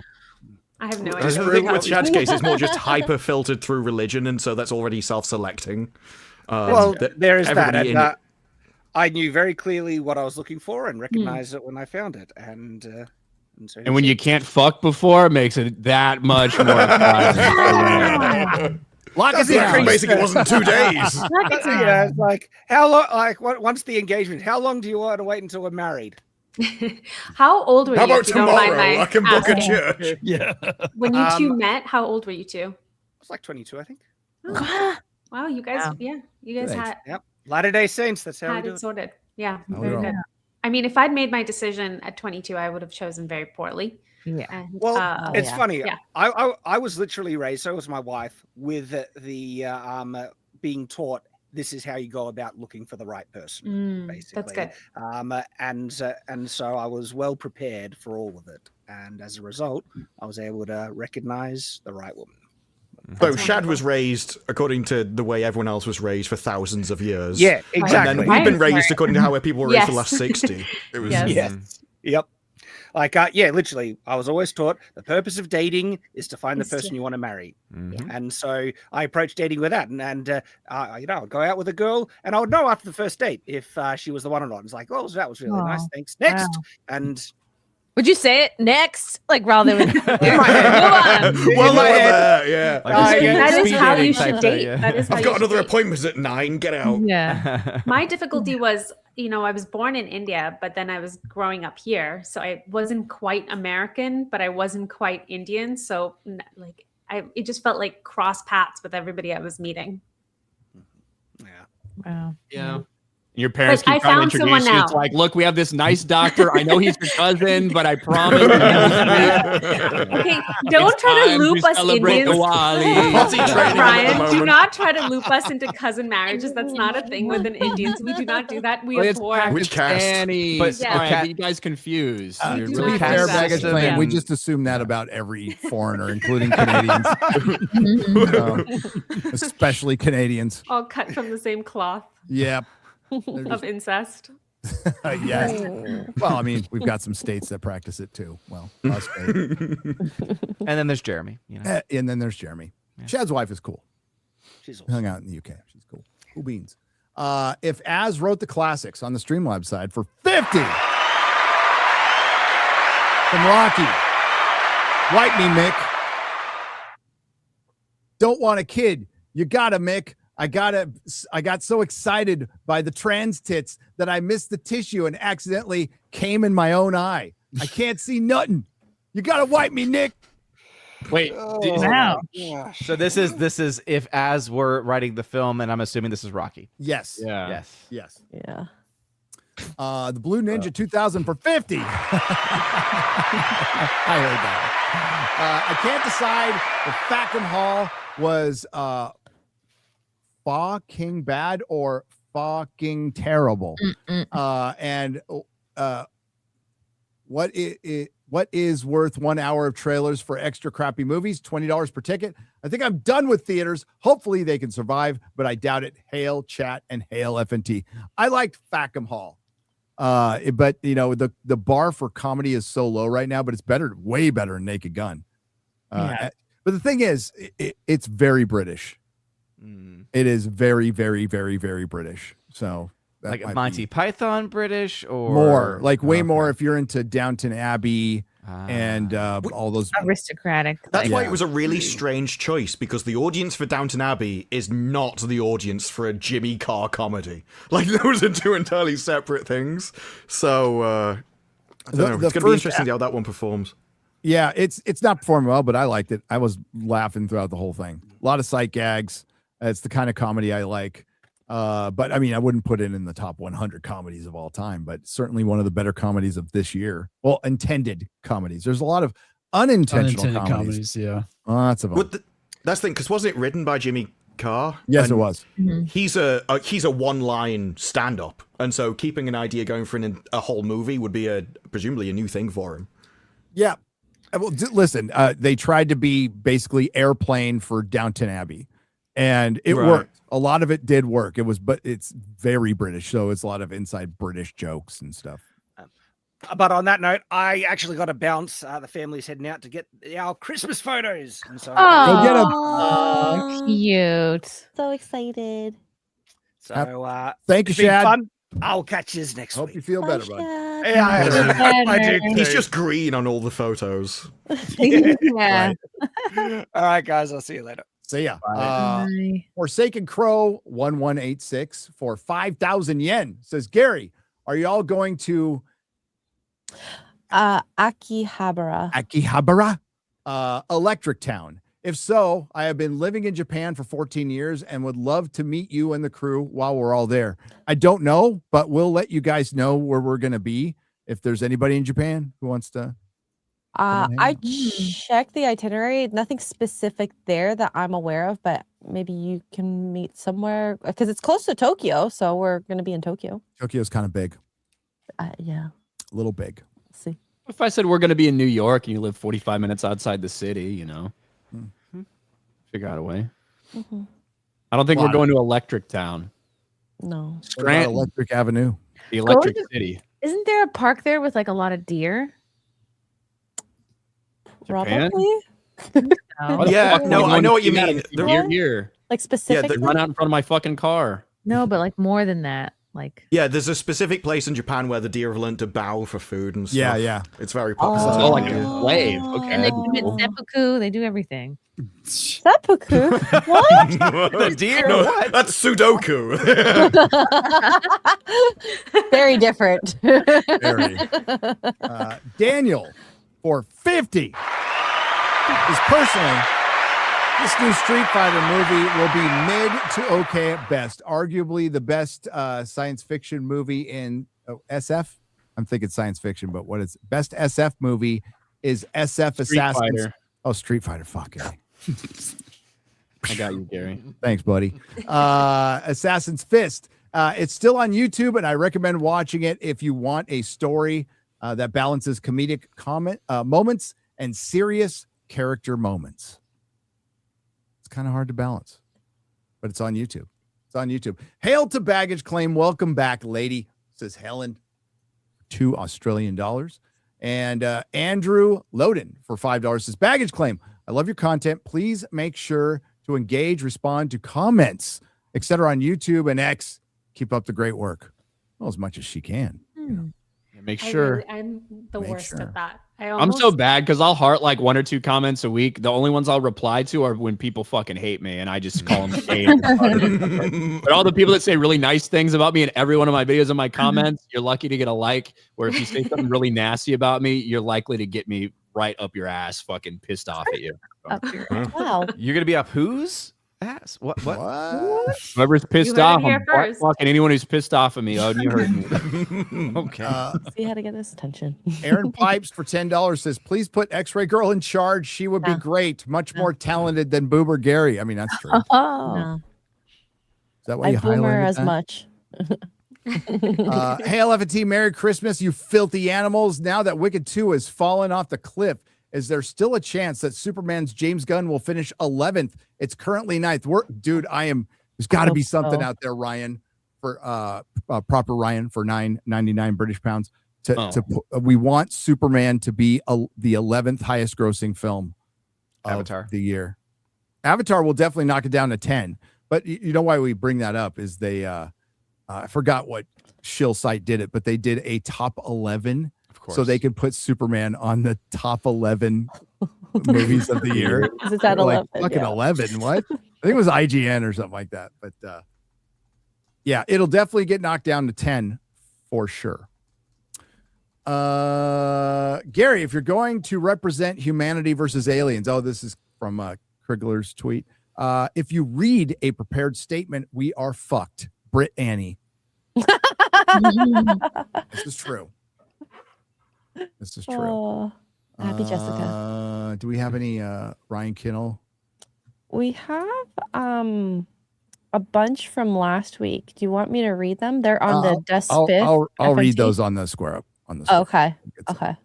We'll No, do no a new couple ones. more here before we go. Welcome back, says Human for $10. Thought you might have sworn these things off. It's what I end up doing every week after FNT, and then next Friday rolls around and I realize I haven't had enough moron in my life. You know, that's that's the way we feel, buddy.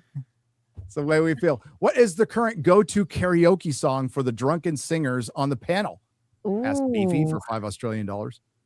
Ryan? I don't know. What's my go-to drunk karaoke song, X-Ray Girl? Oh, you've not really done the same song every time though, so there isn't like a go-to. I think per you se. sang, Ryan, when we were at Turning Point a while back. Like I think it was something like Backstreet Boys. Probably did. Something boy A lot band. of 90s He's done stuff. Backstreet Boys before, yeah. Yeah, when I Want It That NSYNC Way. or Backstreet Boys Little come bit of on, Spice of course Girls in you're gonna there. fucking Yeah. Yeah, he's done Spice. R. Kelly's Ignition remix for a while back when I was younger. That was a big one. I love that song. That was a popular one for me to do. Yeah. I don't fucking know. Whatever. Anything. Doesn't matter. Anyone? I don't get drunk, but Neither bring, do me I. to, No. bring me to life. Okay. Black Velvet But like by the bro Alana version. It's been a long time, but back in uni, it was Zombie by the Cranberries or Solitary Man by Neil Diamond. Oh, those are good. Those are good. Yeah. Same here. Zombies are Don't great get drunk for you. anymore, but Believe by Cher. Gotta go for that one.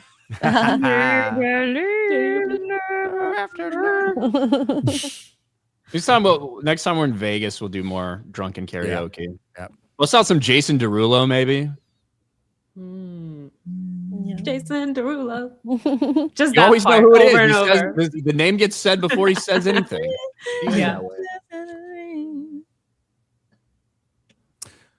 Odinson for $20 says Lost Art, the movie soundtrack. From Top Gun to Pretty in Pink to Dirty Dancing to The Crow, the 80s and 90s had great soundtracks with original hell yeah. songs that resonate in the zeitgeist and became as iconic as the films themselves. Exactly.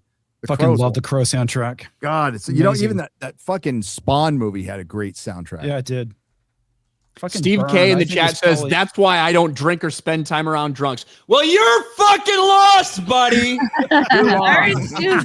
Don't come to a meetup. Got to keep your eardrums. Gary, did you have a hand in Spaceballs?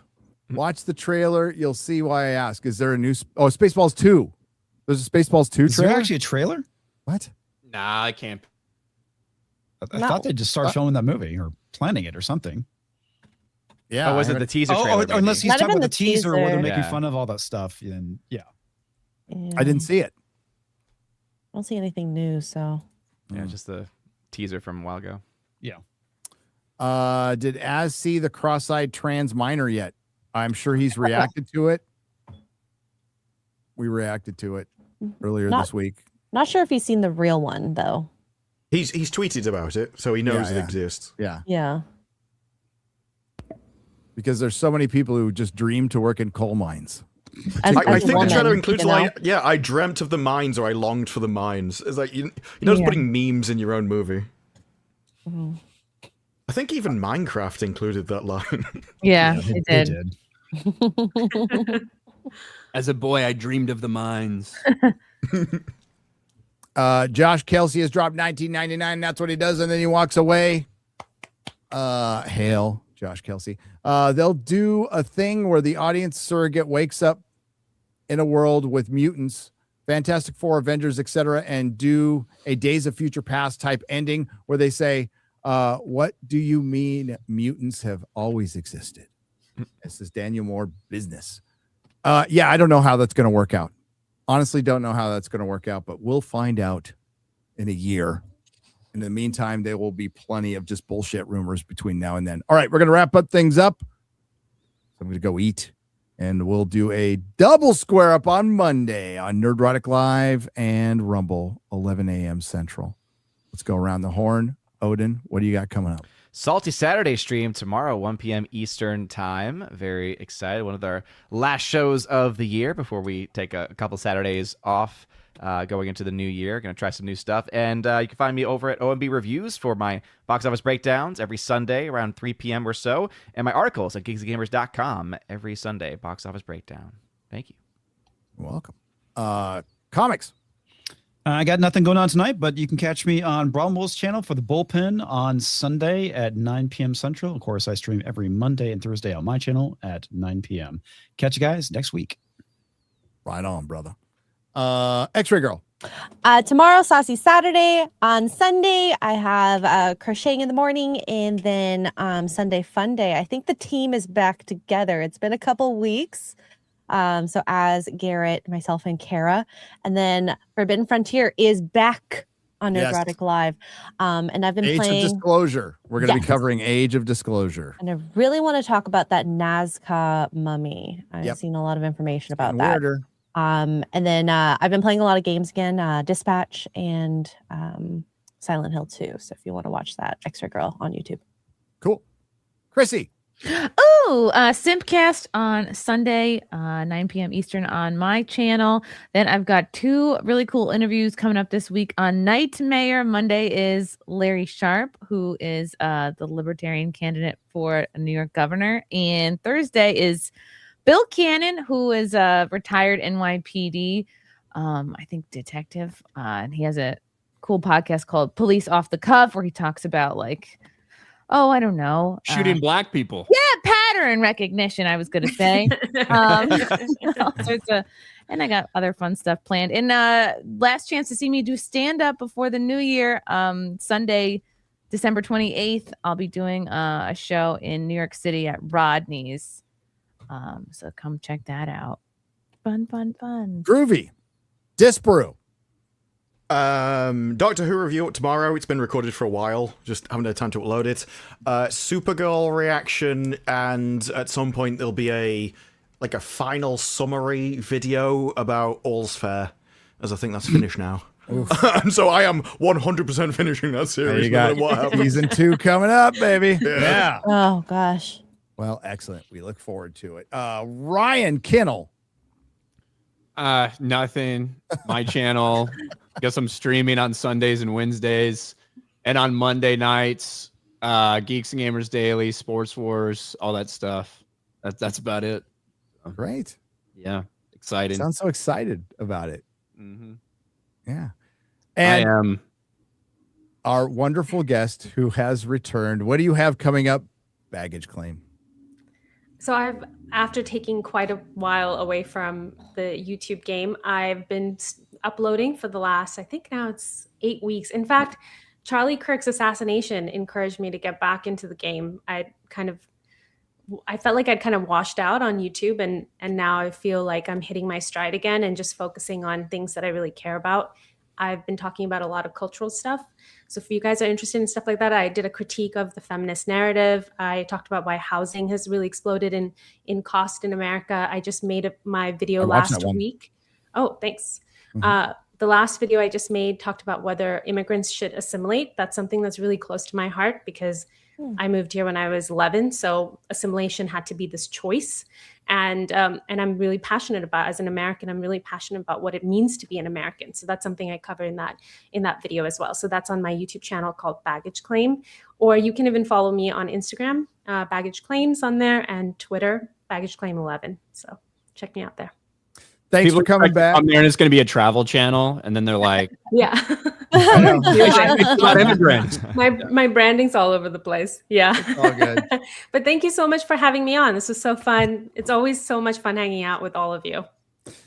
You're a wonderful guest. We'll have you back. Thanks for getting back into YouTube and getting back to it. And good videos, by the way. Housing market's fucking crazy right now. It is a complicated thing.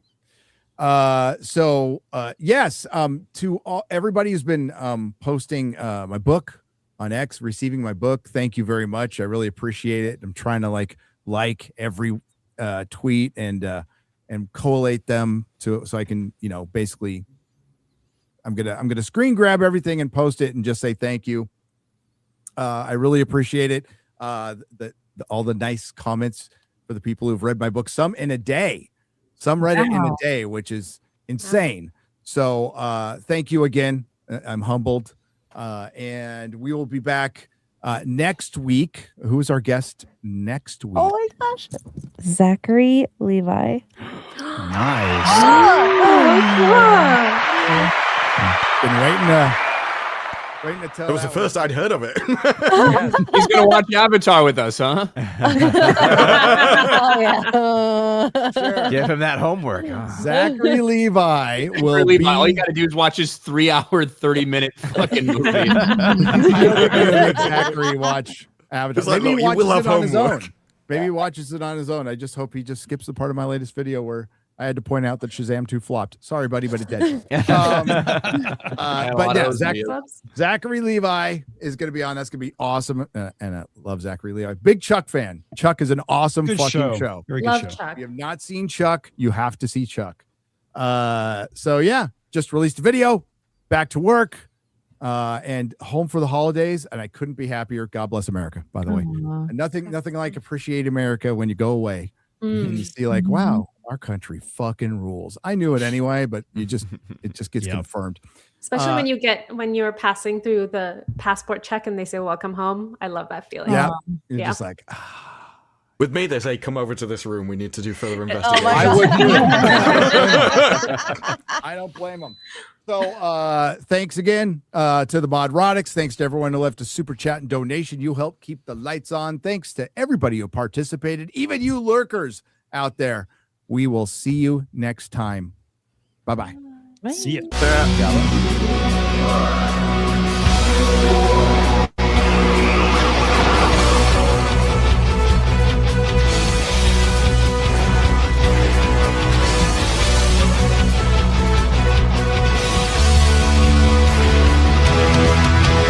Here they come and the crowd cannot wait. Oh, hail Friday Night Tights. I apologize cause I'm probably late. Oh, hail Friday Night Tights. Radical lights and highly organized. It's Friday Night Tights, Friday Night Tights. If you're still not offended tonight, oh, hail Friday Night Tights. Rest assured that the chances are high. Oh, hail Friday Night Tights. Radical lights and highly organized. It's Friday Night Tights, Friday Night Time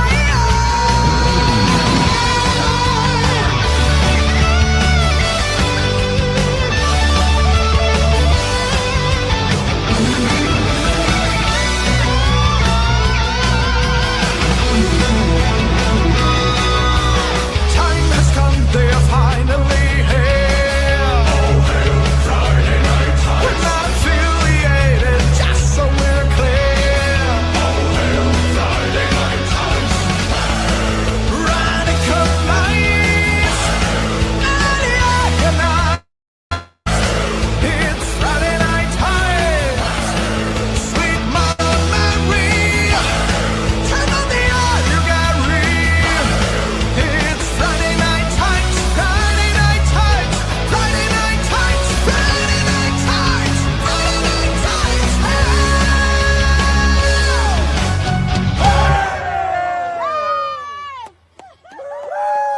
All right, that was good.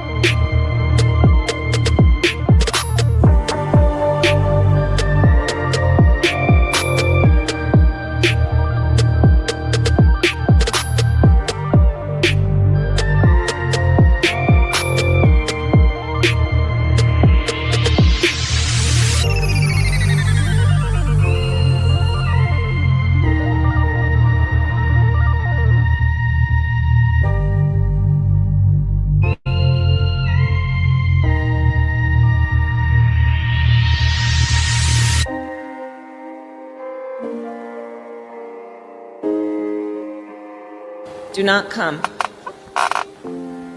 Do not come. I'm gonna come.